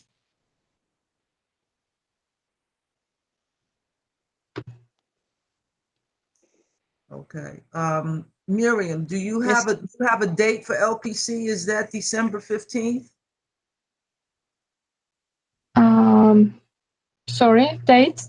The date for you to go to LPC. I think no. Excuse me, Ms. Tyus? Yes. I'm not sure if Miriam has a grasp of the presentation that's needed for the audience. And there are a few questions that we have that's really relevant to what we're not hearing. Right. And I just want to remind everyone again, please, if you have a question, please don't call out. Please put it in the chat as we've been doing. I really would appreciate that. So we have a few things that's of concern. The plans say that the railing color is black, a black material. Is it metal? The other concern is that we have an organization that in the community, the North Crown Heights Association, and this is something that they would have had to have in hand, meaning received it even prior to you speaking to us this evening. So that's also a concern. There's a lot of clarity that's needed, and I'm not sure if you're prepared this evening to answer. I'm just curious. I know that you're representing. Are you the architect for these plans? Project manager. Project manager. Okay. Actually, our manager is on vacation and wasn't planning to join with this meeting, and so I'm not really ready. But all I have is the plans, and I'm trying to explain what we're gonna do. So this is our block. You know, because you really want to be able to present in your project's best light. And if you're not really prepared, you know, it just, and you can't even answer the question, you know, you really want to be No, I prepared it. I prepared it, but what they submitted, what they sent you, I'm not really aware they should send you summer maps or not, all of these details. I just know projects, what is inside, what was there, you know. Okay, this is an entree to ask you to return to the Land Use Committee in January. So whoever is the head honcho at Cityscape, is that the name of your firm? Cityscape? Yes. Okay. It seems like because we don't have a holistic presentation on your proposal, we need to ask you to come back in January and give us the details on what you're proposing, because right now we're not sure. So we're looking at January 7th. Do we know their hearing date though, Ms. Tyus? Yeah, there is a hearing date. We'd have to send an email to LPC and say, we didn't get the information that we need to take a vote. So we sent everything what they said to us, but it was never like summer map. I'm sorry? We submitted what they told us, like project and pictures of notices to neighbors, but summer map, no one told us about it. We have to send it, or what else we have to send? I'm fairly sure the district office advised you to make a presentation to the local neighborhood association, block association, neighborhood association. And in this case, I'm pretty sure you were told by the district office to make a presentation to the Crown Heights North Association, which is the general representative for the Crown Heights North Historic District. I don't think that was done. Ms. Young, can you confirm? Yes, I was putting it in the chat, but since you called me out, I have to say that the plans were sent to myself as they were to the St. John's Block Association. Regrettably, we did not get to review them. China didn't, but that's on us. Okay, so I don't think the applicant should be held responsible for that. However, in view of the questions that's being proposed to present to this evening, through no fault of hers, may not be in the best position to answer those questions. So I do support and was going to recommend that they return in January, and that they request or whatever process we need to follow up on so that their hearing with LPC is rescheduled. The person who sent out the plans, who sent other things to us before, is Alexander. Yes, he sent those plans out. Actually, it was the day before Thanksgiving. I think they got lost in the process of the holiday. Mm-hmm. That's what I have to say, because I did lose it. I'm sorry. So I do apologize for that. So that was November 25th or 6th or something like that. Okay, so what's your recommendation? You're recommending a revisitation in January. Yes. Miriam, go ahead. Yes. Are you okay with that? Sorry, January 7th. Okay, but once we have to present the pictures of neighbors, and how can we prepare better? Right. Well, you do want to have a better description of the project to present to the audience. Ms. Neal, I think she's asking about re-notifying the neighbors. Is that the process? There will be an updated form with the Land Use Committee meeting information that will be sent out to Alexander and anyone else that's on the initial emails with all the CCs going back and forth. Okay. So that we have a more comprehensive understanding of the proposal, other than the pictures with a door that's halfway off the deck with no railing, the drawings and comparison photos to the buildings nearby on either side in particular to show there's a consistency or rhythm to what you're planning to do. So the building to the west seems to be abutting over a garage or something.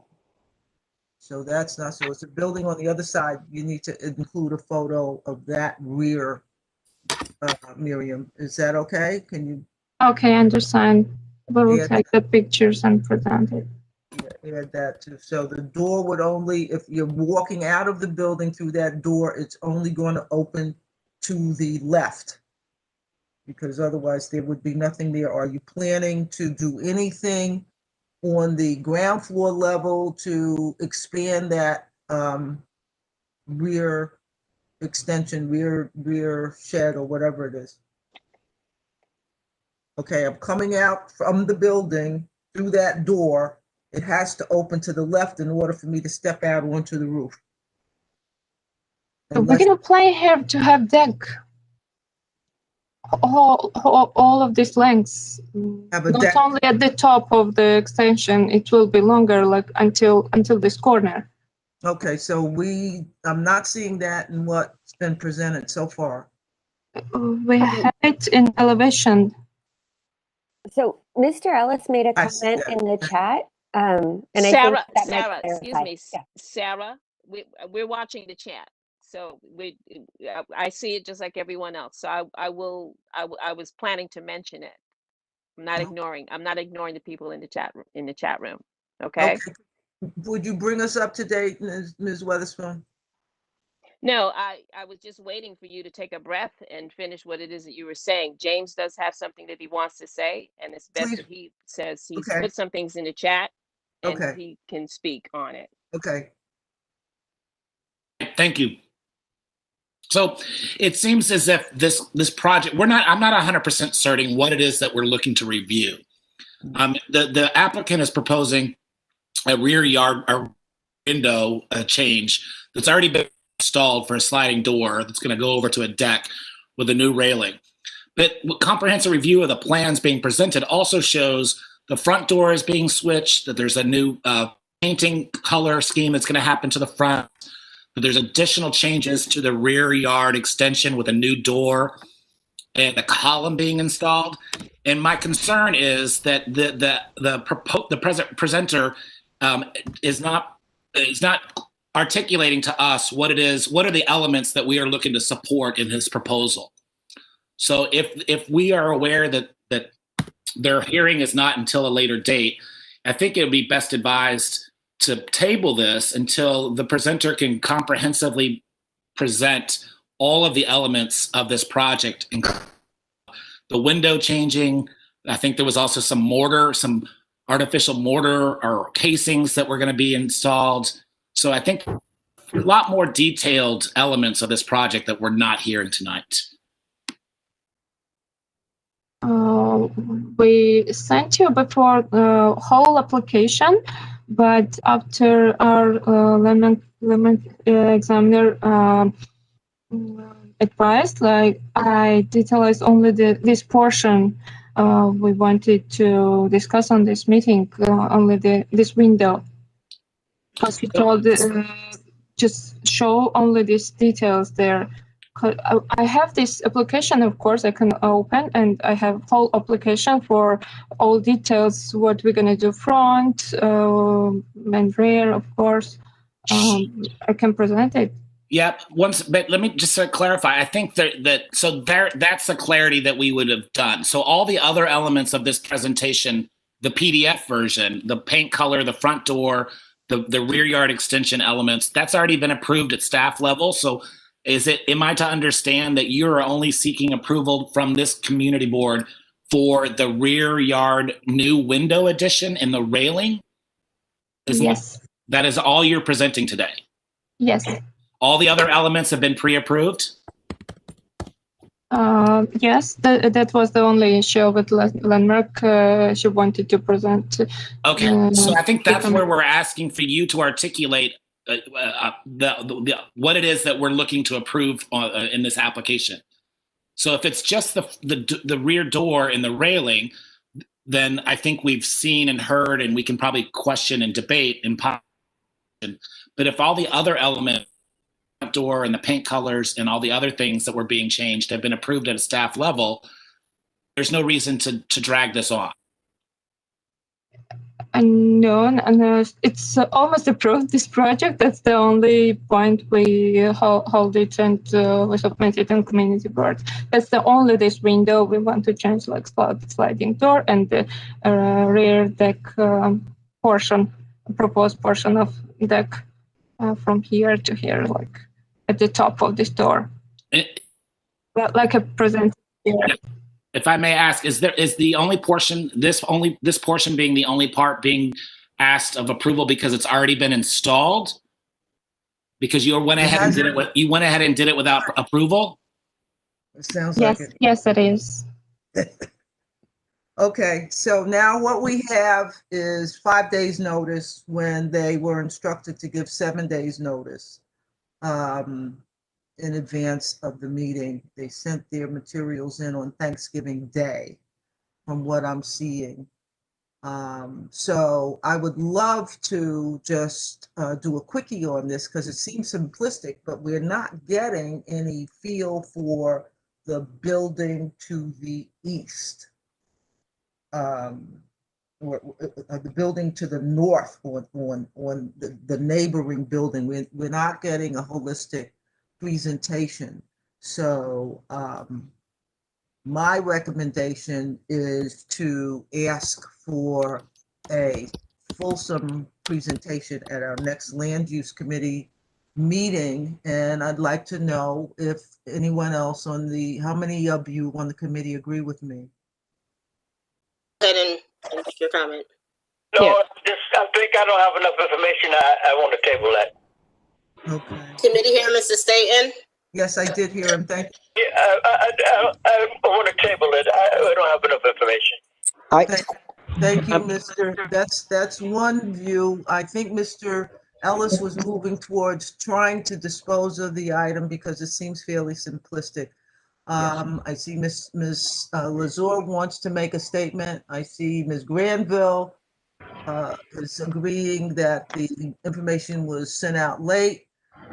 St. John's, the local groups didn't get a presentation, and Miriam is struggling to explain what it was planned here. So Ms. Young also wants to make a statement, Ms. Tyers. Okay, Ms. Young, please proceed. Yeah. Okay. I just want a couple of things. One, for clarification. And unless I misunderstood, I want to be clear that they did send out the presentation again, but late on November 26th. I tend to agree. Yeah, Thanksgiving, and that's how I think it got lost. I agree with Mr. Ellis that if it is something as simplistic as the two items that are being presented, then I think we could dispose of it. However, because of the lack of clarity in terms of, I'm not clear any longer about what they are supposed to be presenting to us. What decisions were made by LPC, and I'm not sure that the applicant is comfortably able to explain to us. To me, not to us, I can't speak for anybody else, to me, what she actually is trying to get our approval or support on from this application. That's not clear to me right now, because in looking at the designs, I thought there was also a part where they wanted to build another level on top of the rear extension. Now, I thought I saw that in the plans. I could be mistaken, but that there's just too many uncertainties, although I would like to dispose of it, but the uncertainties don't allow me to comfortably do that. Okay, Mr. Puka also wants to make a statement. I'm leaning towards saying with James, and again, I'd like that clarification from the applicant. If it's just a railing and it's just the window, if it's just those two items, and LPC has already at the staff level has already approved the changes, I just don't see what. I understand the applicant is not explaining herself too clearly, but as long as LPC hasn't, and if you know that LPC hasn't issued any opinions against it, I'd be willing to give LPC the benefit of the doubt in this case. I'm just against tabling it. I think we have enough information to make a vote on if it's just the railing, the door. If we can somehow clarify that those are the only two issues. That's my personal opinion. So sorry, this is because of my language, maybe I cannot present it like clearly, but I'll try again this is the application of what we sent you before. It shows a metal deck at the top of a rear extension. This is the only extension what is existing. This is downstairs, this is from second floor. And this is only extension, and all of this is metal deck at the top of extension and more this space. And this sliding door goes on this metal deck. But we want to get approval from you. And this is how it looks like on elevation. And this is side elevation.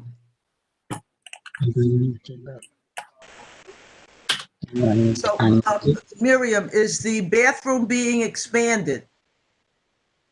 This bathroom is existing. Right. This is the extension what we have already at the rear yard. Right. Is it being expanded? Is it being made bigger? No. We don't gonna touch it. We will do only the roof bigger, so deck. We're not touching the walls. We only extend that portion.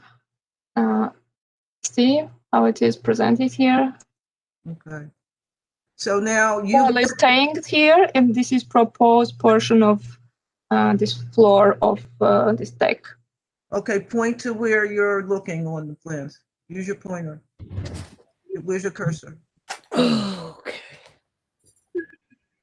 You see my cursor? No, move it. Oh, I'm moving. No, I don't see it. Okay. So now you've been to. Now I see it. Now I see it. Go ahead. Okay. This is the only portion of this floor we're going to extend for this. That's what I thought. That makes sense. That makes sense. So you're going to have a plate there, and then you're going to have a joist to support that additional. Yes. And then the door below is will still be operable. Okay. All right. So. And we're going to have railing around this deck, metal deck. All right. What's happening next door the other way? Is there a matching extension that matches the extension in the building you're working on? Which door? I'm sorry. Is there the building next door? Does it have a similar extension? Yes, they have extension, but they don't have this sliding door or deck on second floor. Okay. They have window. They didn't change. Mm-hmm. Okay. All right. So, again, I would like a motion from the committee on this item. Before I ask for the motion, I see Bocconi Gibb has a question. Yes. Mr. Bocconi, what's your question, please? I've been looking at the LPC website for this address, and they have one approved certificate of no effect and another one that's pending, but the one that a CNE wouldn't cause them to come to us. I'm confused about what this is. The CNE that was approved before wouldn't cover this sliding glass door, these glass doors on the back wall of the house. Are you applying? Is this project applying for a certificate of appropriateness? Is that the permit you're requesting? You've already done the work, so it looks to me that the work must have been done without a permit, since I see no approved permit for this property that would allow those glass doors in the back. But it also doesn't have a violation, by the way. I looked for violations for this too, and I couldn't find any. So I'm just confused about what this is really for. Do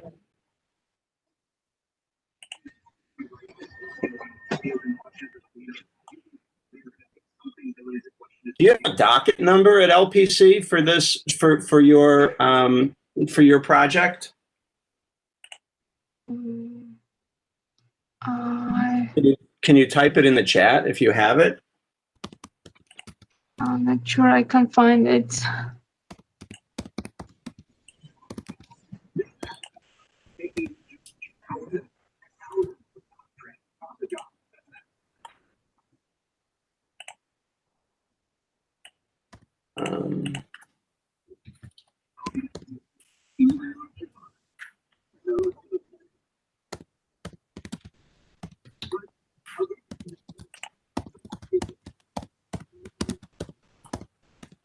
Yeah, I'm just very confused because I don't see any violation, and I don't see a permit that would cover the work that we're seeing in the photographs.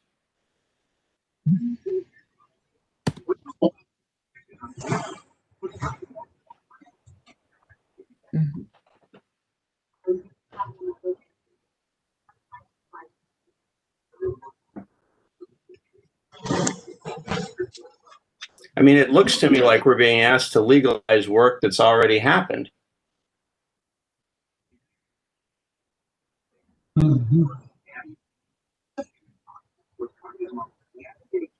Excuse me, Ms. Tyus.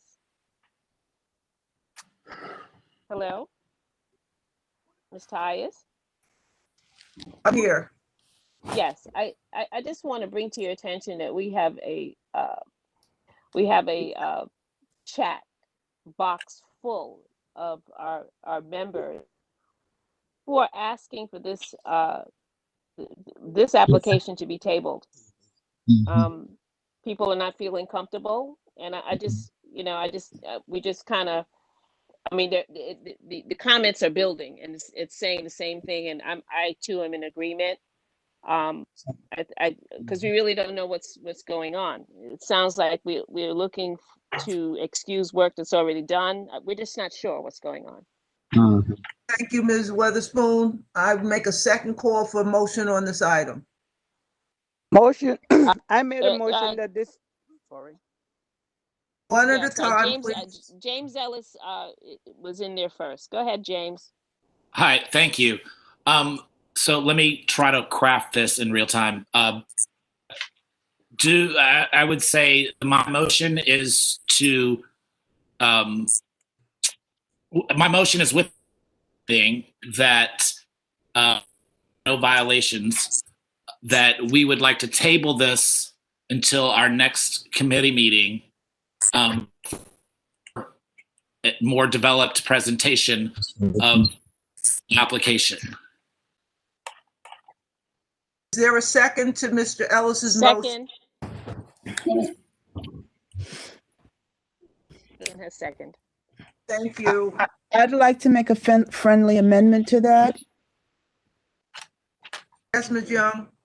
Yes, I'd like to suggest that we add clarity, certainly with Mr. Ellis' proposed. I support that, but I'd like some more clarity on what, if there are violations, some clarity on what those violations are, and that be spoken to at the next hearing when they come back before us. I don't know if that was clear. Mr. Ellis, do you accept the amendment? In the spirit of your amendment, I do accept. I think it's about a more comprehensive presentation on the item proposed. Okay. So which would include any violations worked up. Okay. Okay, that works. Okay, thank you. Okay. And I can second that as well. Still. Okay. Yeah. Thank you. More informative presentation is requested for the Land Use Committee meeting in January, which would be on January 7th of 2021. Time flies when you're having fun. And I need to call a roll on this, make sure everybody's on the same page. The And motion. excuse me too, also that the neighbors are notified, just to make sure as well, the neighboring. Yeah, and it's at least 7 days in advance of the meeting. Yes. Is that business days, Ms. Neal? It's 7 days before the date of the meeting. So if the meeting is January 7th, then, notification would have to go by December 31st. It's 7 days. We advise for a little bit more than 7 days, preferably about 10, but 7 days is standard. Okay, and you're talking calendar days, not business days. Thank you. Okay, so I'm calling the roll on tabling this item. Princess Ben James, motion to table. Princess Ben James? Yes, motion to table. Okay. John Buckholz? Motion to table. Doesn't appear he's still present any longer. Okay. John Callahan, Robert Callahan. Robert Callahan. Also Motion not to present. Okay. Janet Collins. Yes. Nora Daniel. Yeah. To table. I heard a faint yes. Thank you. Thank you. James Ellis, motion to table. Yes. Kevin Farley. Yes. Thank you. Najani Granville. Yes. Thank you. Kathy Islin. Yes. Thank you. Zuzima Jordan. Zuzima Jordan. Motion to table. Yes. Thank you. Peter Crassus. Yes. Thank you. Sarah Lazar. Yes. Sherry Norton. Robert Puka. Repeat, please. Are you saying yes or no?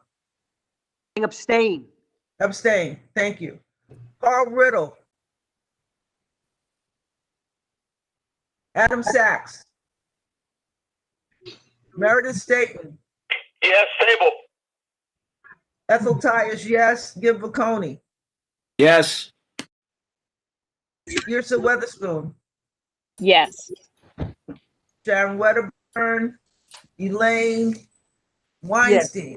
Yes. Thank you. Deborah Young. Yes. Thank you.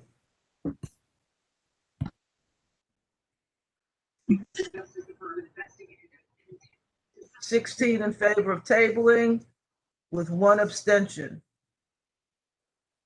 Motion passes, and we ask that Cityscape Alexander, I'm sorry, I don't have the last names, return on 294 Albany Avenue for January 7th.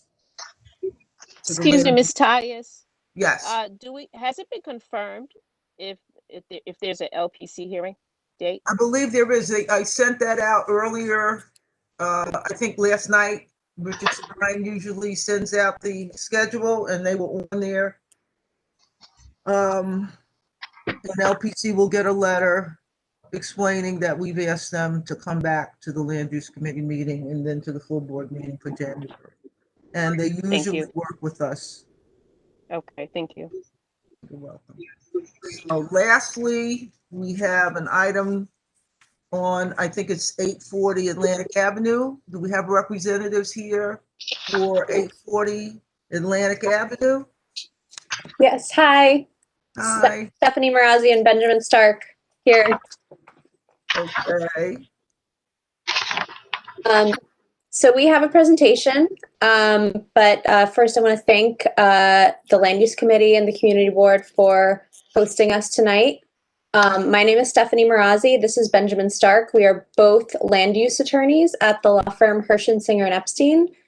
And we represent the applicant for a rezoning of 840 Atlantic Avenue at the corner of Atlantic and Vanderbilt. So we have a presentation, which I will just pull up.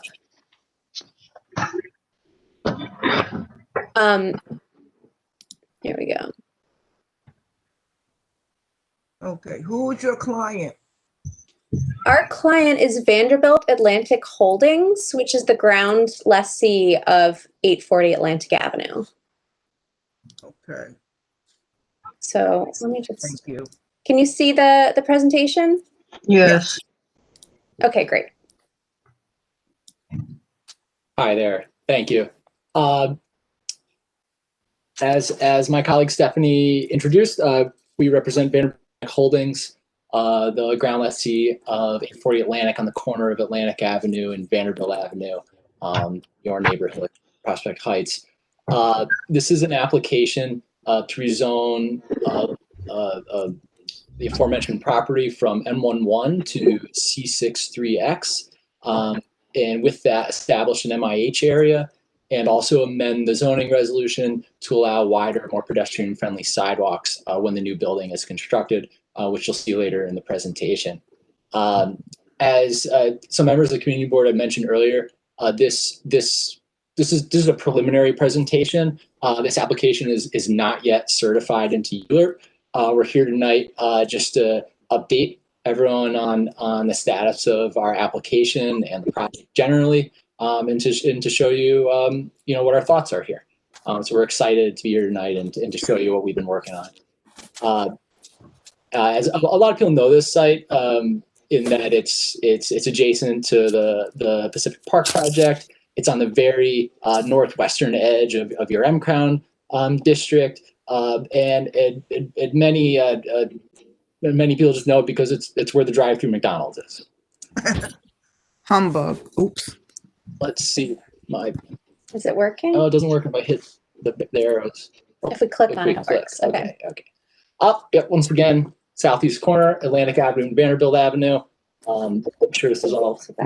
Oh, I can hit back here. Yeah. Cool. Yep, we're on the corner of Atlantic. We're on the corner of Vanderbilt. Two very wide streets: Atlantic Avenue, 120 feet wide; Vanderbilt, 100. Downtown Brooklyn in the distance there. The open rail yards to the west of the project site.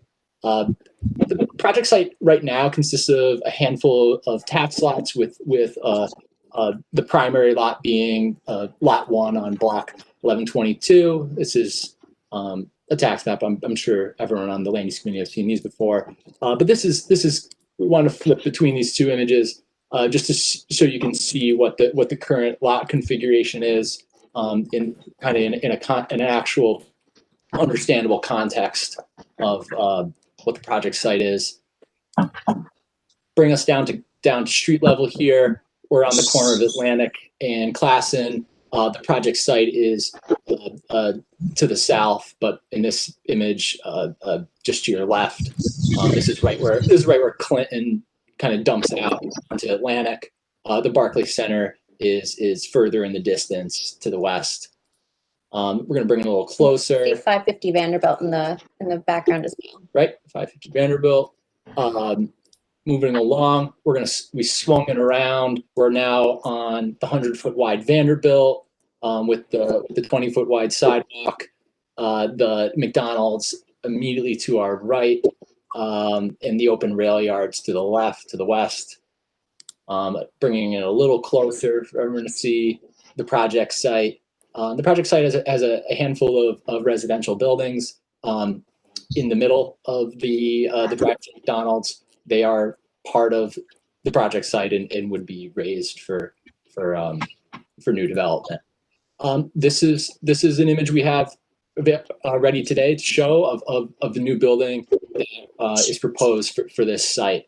The rezoning, if approved, would facilitate development of a new 18-story building with approximately 316 units, of which 30% would be earmarked for affordable housing. The building would also include non-residential uses on the ground and on the second story. Back to up above. So what brought us here today, and why are land use actions necessary to facilitate this project? So as I'm sure so many members of this committee are familiar with, especially those involved in the M-Crown study, much of, I'm not retreading any new territory here. Everyone knows that much of Atlantic Avenue is zoned M11 the way it's been zoned for almost 60 years. 60 years in about a year. Yeah, so since 61. And that M11 district has been chipped into a number of times. This application would be the next extension of that evolution. M11 districts, as I'm sure so many of you know, are very, very low density districts. They permit just commercial and industrial uses, and they do not permit residential use. So that zoning would have to change to facilitate the new development. The project is, in our view, consistent with both the Department of City Planning's thoughts on the future of the M-Crown, and also consistent with many commentators' view on the future of the M-Crown, and that where we sit in the wider M-Crown is right along the western edge in an area that's been identified for a high density commercial district that would allow a significant development of a significant amount of new housing, including affordable housing. What's part of, in our view, why the city has earmarked, again, I'll bring that one back, this particular site for high density development is what is slated for development nearby. And of course, just because there's new development slated nearby, that doesn't always mean that certain development is appropriate. But we believe in this case, the development that we proposed is in keeping with what's going to be going on around it, and offers a wonderful transition to the balance of the neighborhood to the east and to the south. I know a lot of people are familiar with what's going on at Pacific Park, and but just to remind those who aren't, 550 Vanderbilt already constructed, has a roof height of over 200 feet, and eventually parcel 10 of Pacific Park will see a building with a roof height of over 300. But it's not the only development of significant magnitude nearby. 470 Vanderbilt and 810 Fulton are they share a merged zoning lot. They're kind of sister developments. Recently, a new rental building on that merged zoning lot fronting on Fulton was developed with 73 units of affordable housing. But then the most recent development of note in the area is what's being developed at 809 Atlantic across the street. A roof height identical to that which will come with Pacific Park's parcel 10, a 312-foot roof height.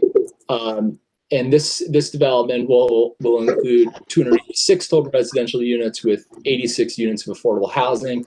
And the city planning and the city council and others have deemed it appropriate given the very wide nature of Atlantic Avenue and the exceptional access to not just local public transportation, but regional public transportation with the Long Island Railroad nearby. We didn't have great renderings for that building because it's not ours, but we had our architect pencil in what that structure is going to look like in the context of the surrounding area. But we did also find this online. Maybe some of you have seen this. This particular structure uses a small floor plate, but it transitions down to a podium, allowing lower densities moving to the east. This is where our proposed structure kind of fits into this future context. You can see that we've taken it upon ourselves to try to step down from what's going on to the west and to the north, noticeably over 100-foot step down. And then further step downs as well. Oh, and that step down is in keeping with what has been discussed with MCRON, that the step down should not just occur from sites to the west of this particular corner, but also within the site itself. So you can see that the yellow here on the corner of Vanderbilt and Pacific calls for some amount of step down. So that's what we've proposed here, that the building will stack far and away most of its density right on the corner of Vanderbilt and Atlantic, and then we'll move down by almost 100 feet to the corner of Pacific and Vanderbilt, which is similar in context to what can be developed in R7D districts. And this action, this kind of spreading of bulk we'll show it kind of here. This is a great way to demonstrate it. We've got most of the bulk piled right on the corner, and then a number of steps drop almost 100 feet, and then it continues to drop on Pacific Street to match some of the context moving more to the east. And this is the stack of what this mass looks like in its effort to try to work with the surroundings around it and provide that transition that we discussed to the lower densities to the east. So the zoning actions necessary to facilitate this development include a zoning map amendment of the underlying M11 to a C63X district. Again, why are we proposing an L-shaped rezoning area? It matches the L shape of the development site itself. And the building, like we had said, includes over 300 units of housing, of which 30% would be earmarked as affordable housing units. And at this time, the development team has proposed to use option 2 for its MIH compliance, where the weighted average of the income bands will not exceed 80% of AMI. A way to kind of think about that is if there's an income band over 80%, there has to be a commensurate number of units below 80% to make sure it always averages out to no greater than 8% AMI. But it's not the only action that land use action proposed to facilitate the building. After a number of discussions with city planning, we've proposed an amendment to the zoning text to facilitate much wider sidewalks, which we think is appropriate for such a wide street where pedestrians are often quite close to traffic. We think wider sidewalks allow the installation of pedestrian-friendly street furniture that then creates kind of friendly barriers between where a car might be parked and where a pedestrian may be walking. It just allows more optionality as far as really separating the pedestrian from the real busy nature both Atlantic and Vanderbilt. At least this part of Vanderbilt where it intersects with Atlantic. So that's our presentation for you tonight. We're very excited about this project and bringing it before you today. And of course, we're here to answer questions that you have. Thank you. Thank you both very, very much. Stephanie, I didn't quite catch your last name and I can't see it on the screen. Sure. My last name is Marazzi, Marazzi. And I'm Ben Stark, Stark. I won't call you Tony. It's either that or it's Game of Thrones. So I like the. Okay. So we have a series of questions for your proposal.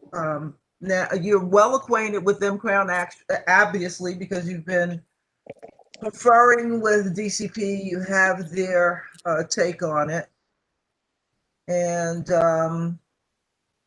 you would think you have their blessing already, but we work very closely with city planning. M Crown is a neighborhood rezoning project, and DCP is our partner in that effort. So I want to step through the questions that are in the chat. I don't know if you can see them as well, if they're offered to everyone. The beginning question is, will there be separate entrances for affordable housing residents? Which I doubt, but I'll let you answer that. No separate entrance. It's no longer permitted by law. Yeah, that's what I thought. Now we're looking at what can be built there. You're proposing 18 stories with 316 apartments, and the zoning you're recommending is equivalent to an R9X. If the members of the land use committee are right in their assessment. That's correct. Although a really important thing to remember with this particular development is that despite the rezoning to an R9X equivalent, a notable amount of the zoning lot area will be rezoned from M11 to R6B, and because of that, the development itself will not be able to achieve the maximum permitted FAR in an R9X. Rather, there will be a blended FAR because of the significant chunk of the lot or the development site that will be zoned to R6B. And that's an affirmative act by this proposed development. There is M11 zoned property that is proposed to be zoned R6B. Which ones are those? Can you point them out? So if you can see on the tax map, this sort of like I can't tell, it's a portion of lot 1 that sort of has a leg that extends down to Pacific. It's sort of the easternmost portion of the development site that's outlined in red that is on Pacific Street. That is still within the R6B. And part of it is currently zoned M11 and will be rezoned to right. R6B. That's right. Okay. What size units will the affordable be? You know, I don't know if we have an answer for that right now. I think that the law requires that they be the same size as the market rate units. On average out to the same size, but we can confirm and get back to you on that. Okay. Let's see. I thought I just went. Sure. Who is that? The law says that the affordable units can be larger, about 2-3 bedrooms than the market. It can't go the other direction. So you have 15% one bedroom market. You get 4% on bedrooms because the mortgage is rooms. Thank you, Richard. So you know, that's Richard Bierak from the Borough President's Office speaking. Yeah. Okay, I'm sure you're familiar with him. Okay, so are there other questions than what I see in the chat?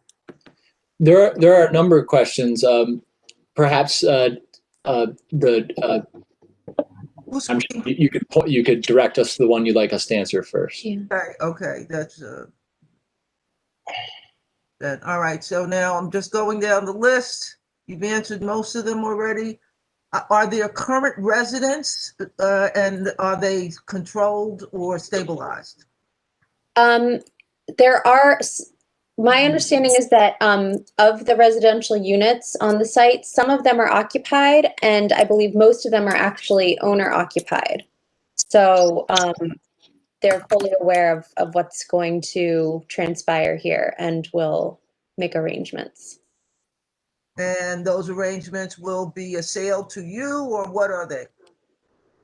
Well, you know, I can ask for a little more detail. All I know is that they are owner occupied. So you know, how many are like that? How many lots are like that, owner occupied residential?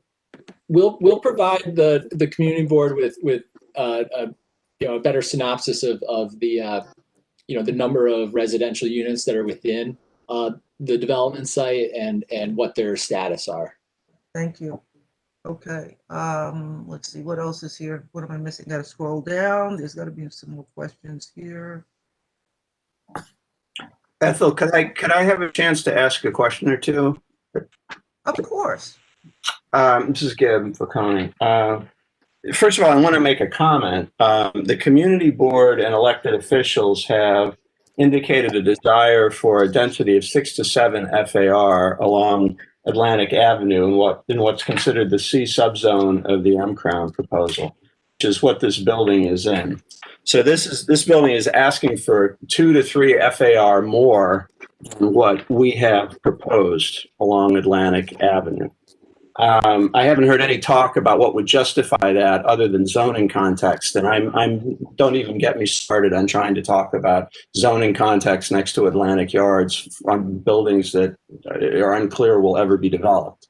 So we haven't heard any justification from a community benefit point of view of anything like 3 FAR more than what the community has asked for. But if we were to go along with something like that, it would absolutely have the effect of creating tremendous development pressure on the lots to the east and would be very difficult, in my view, for the community board to ever get back to the 6 to 7 FAR that has been outlined for Atlantic Avenue in the M-Crown zone.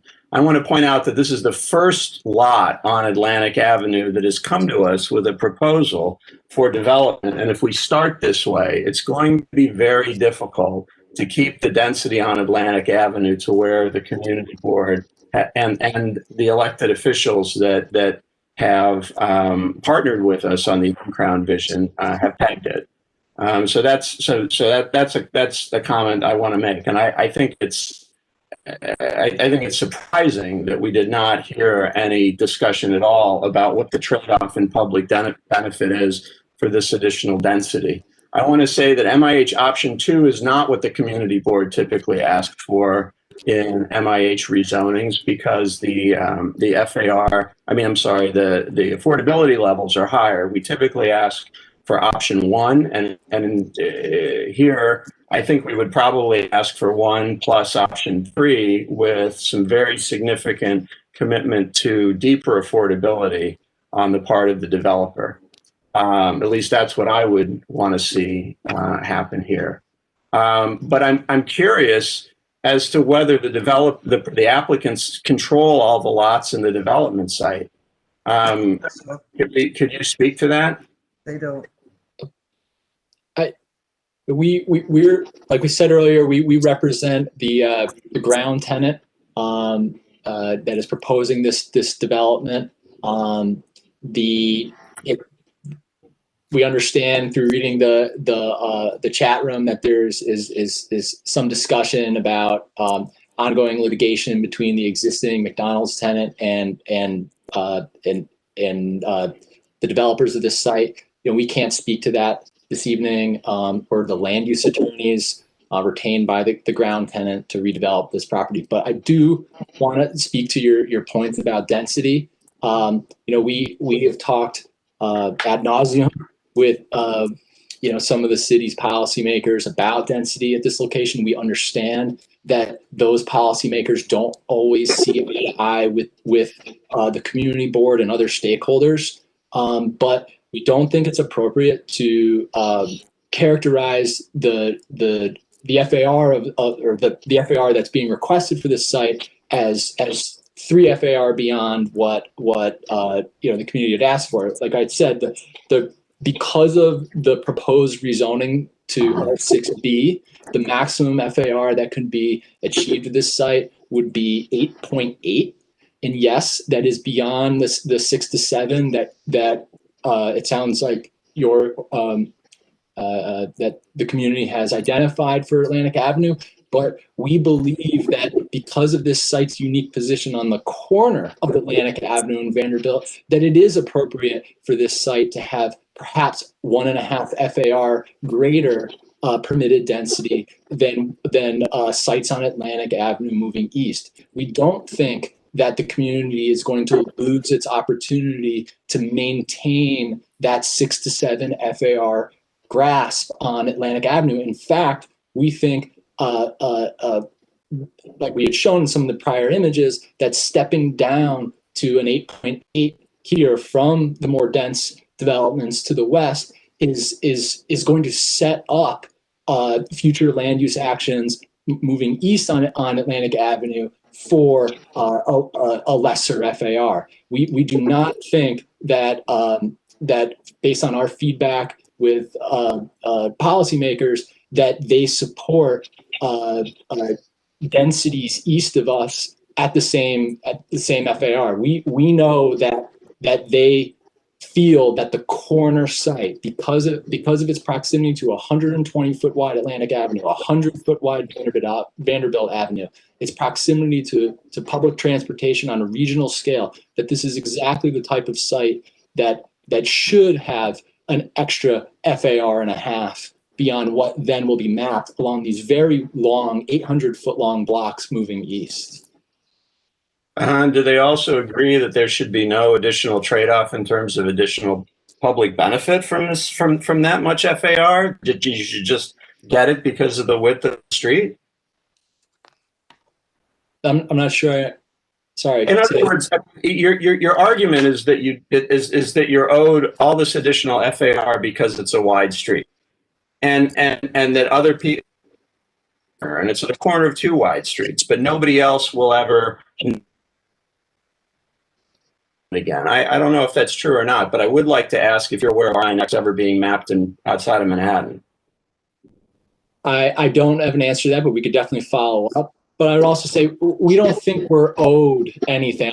We don't like that way of putting it. We think we're land use attorneys. We represent property, and this property is, in our view, uniquely positioned to be part of the city's effort to develop housing, including a very notable chunk of affordable housing within proximity of public transit on streets that maybe aren't, at least at this time, particularly pedestrian friendly, and that these improvements will better the quality of life and will not put the community in a position to you're not going to be in a position to have R9X flying uninhibited east. There is only one corner of Vanderbilt and Atlantic, and this is it. I count 4. Thank you, Atlantic and Vanderbilt. Thank you, Mr. Stark, and thank you, Mr. Vicconi. What we're looking at here. Comment. Who's speaking, please? Okay,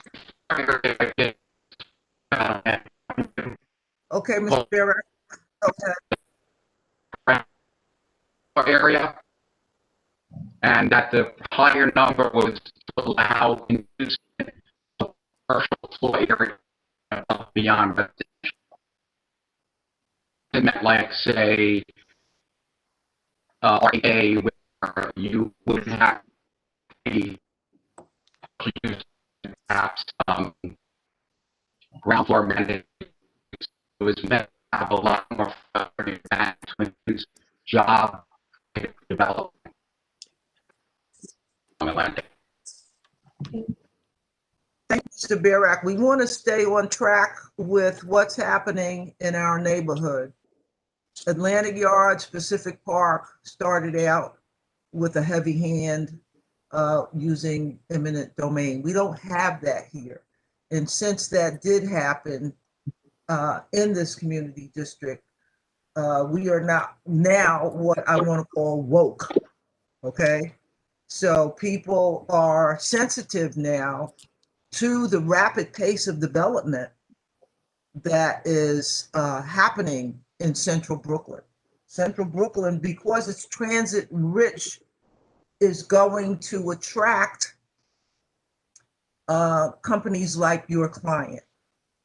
And this would not end. It would go along any high traffic mass transit corridor. And that's the route of LIRR going east to Jamaica and north and south with the different train lines. So we are in Community District 8, we here in Community District 8 are very, very sensitive to these types of proposals, and we will be looking for benefits and a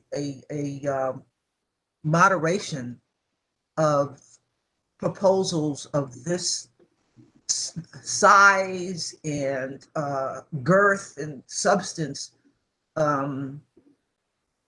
We are hitting a bit of a slowdown because of the decision makers changing hands. There's a changing of the guard, the mayor's changing, we've got COVID, a lot of things are slowing down here. So we are hoping that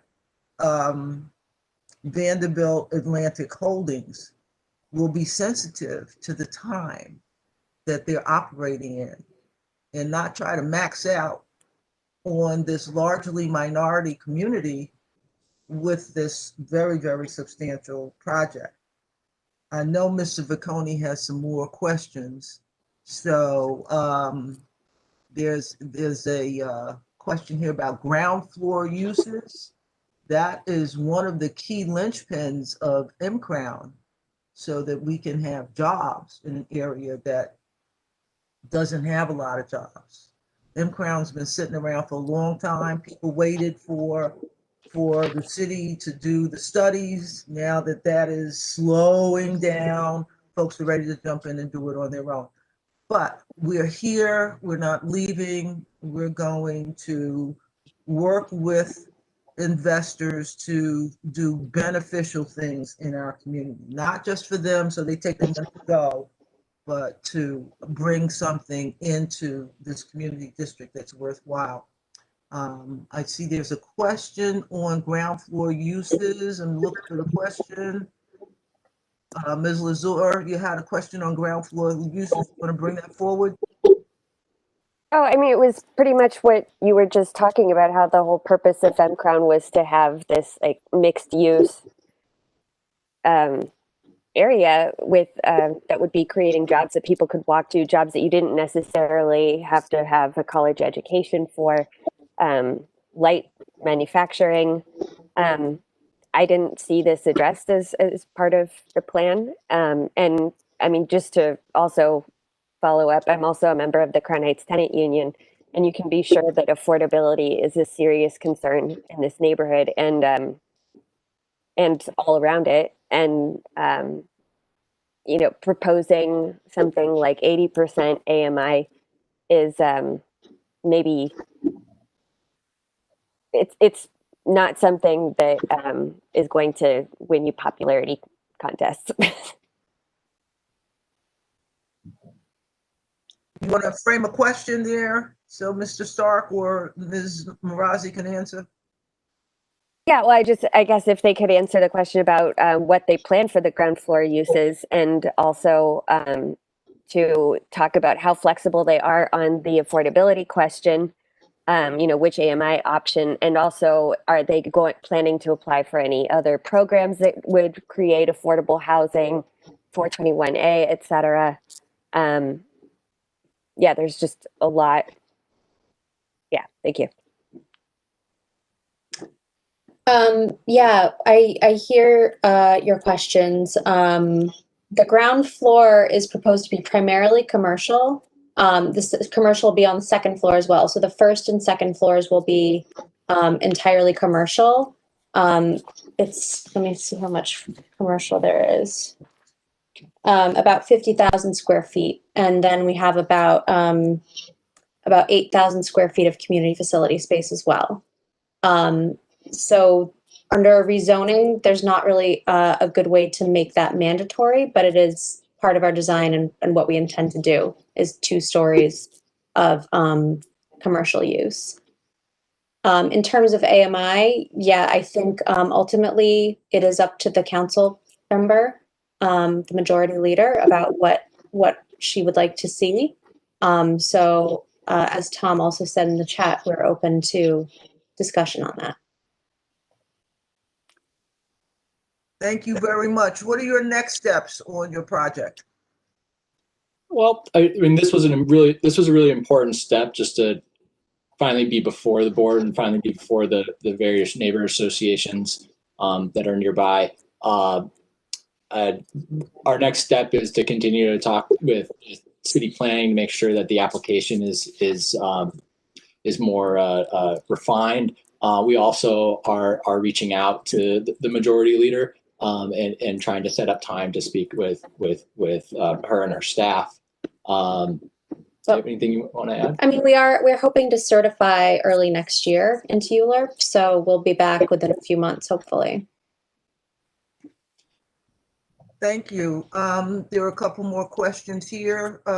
You plan to complete ULURP during next calendar year, 2021? If we certify at the beginning of the year, then we would, yes. Okay. And then there's a Mr. Lee. Is he with us on the call? Can he introduce himself? Tom Lee is part of the ownership. That's right. He's our owner. I'm sorry, he's who? What's his name? Sorry, he's with the development team, Tom Lee, and he's in the chat answering questions. Hi, everybody. This is Tom Lee, a member of the development team with Vanderbilt Atlantic Holdings.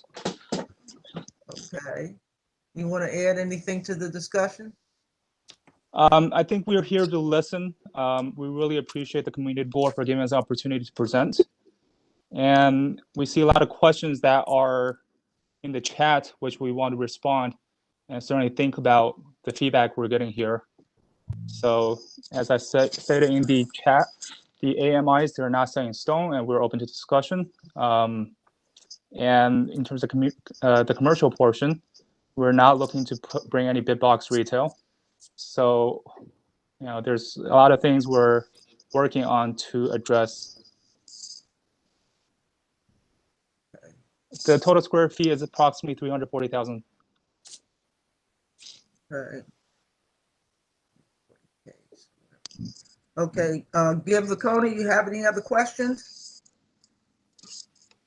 No, but I would encourage the applicants to make a much stronger presentation about what other types of whatever types of support their project represents to the M-Crown vision, and how this project fits in.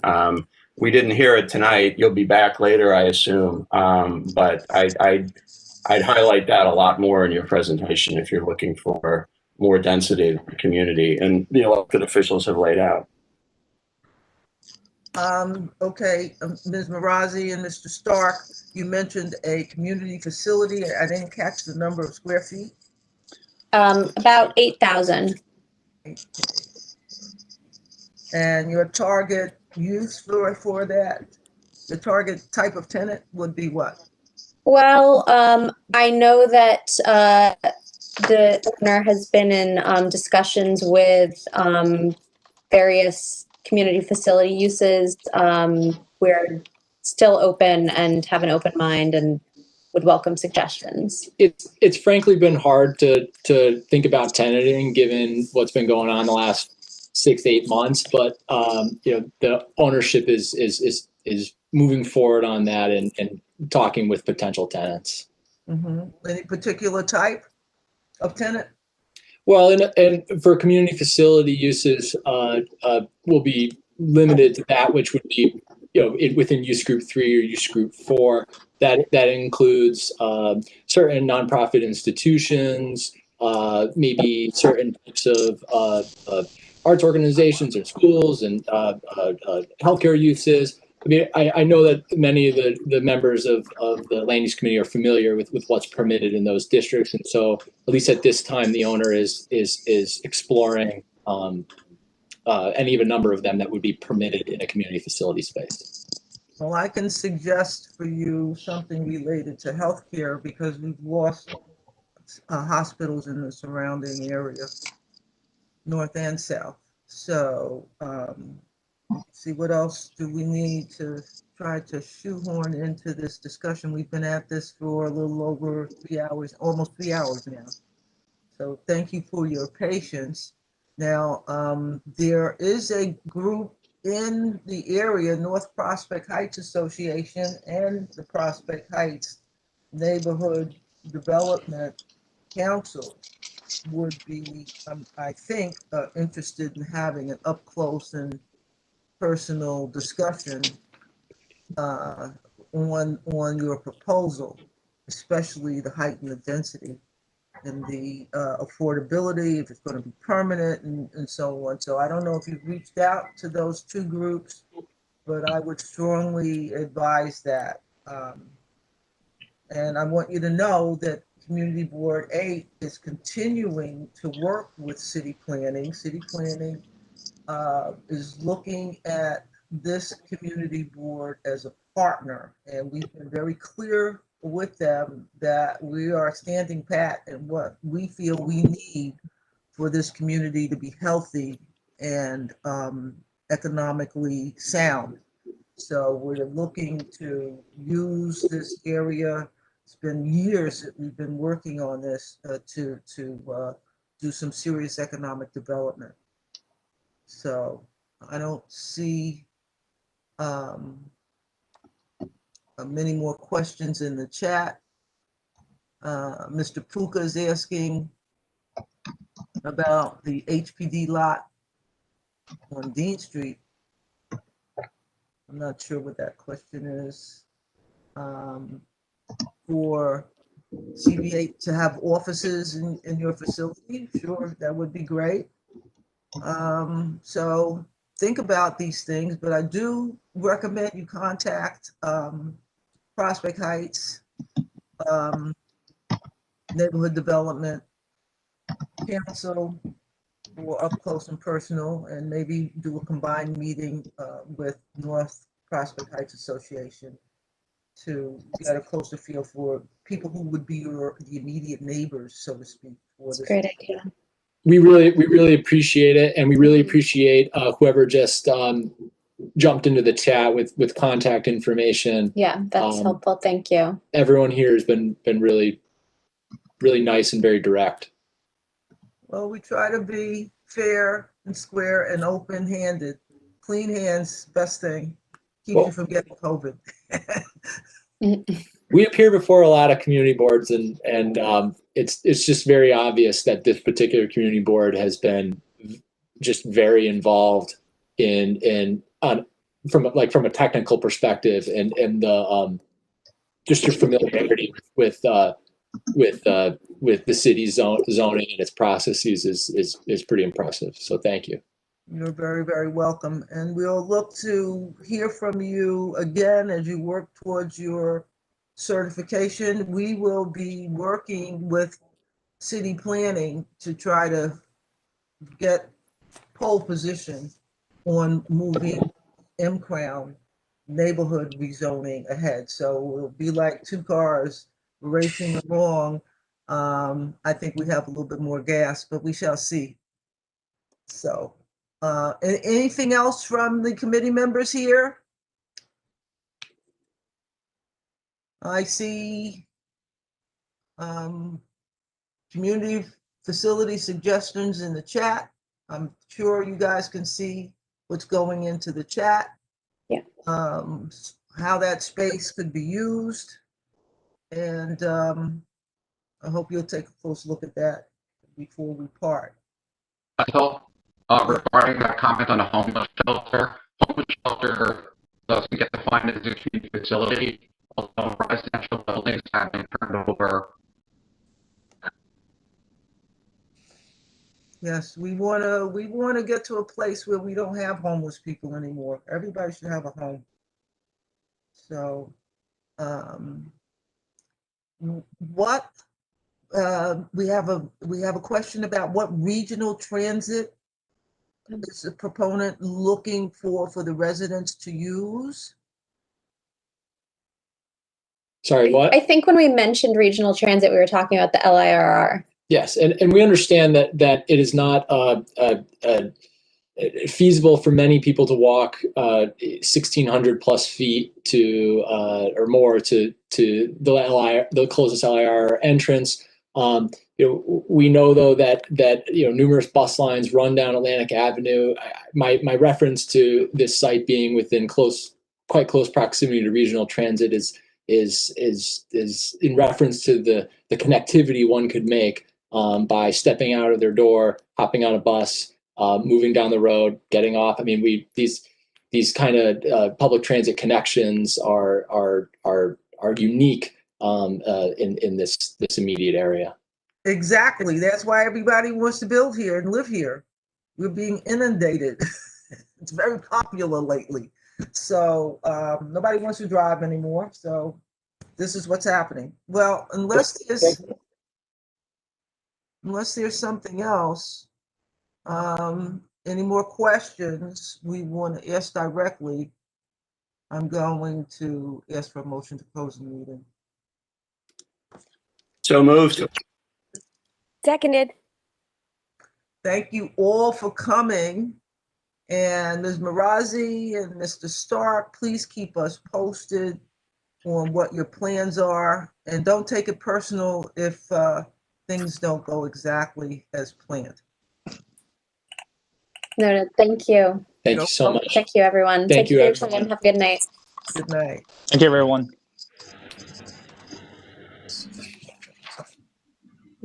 What we're sharing. Still sharing. Okay.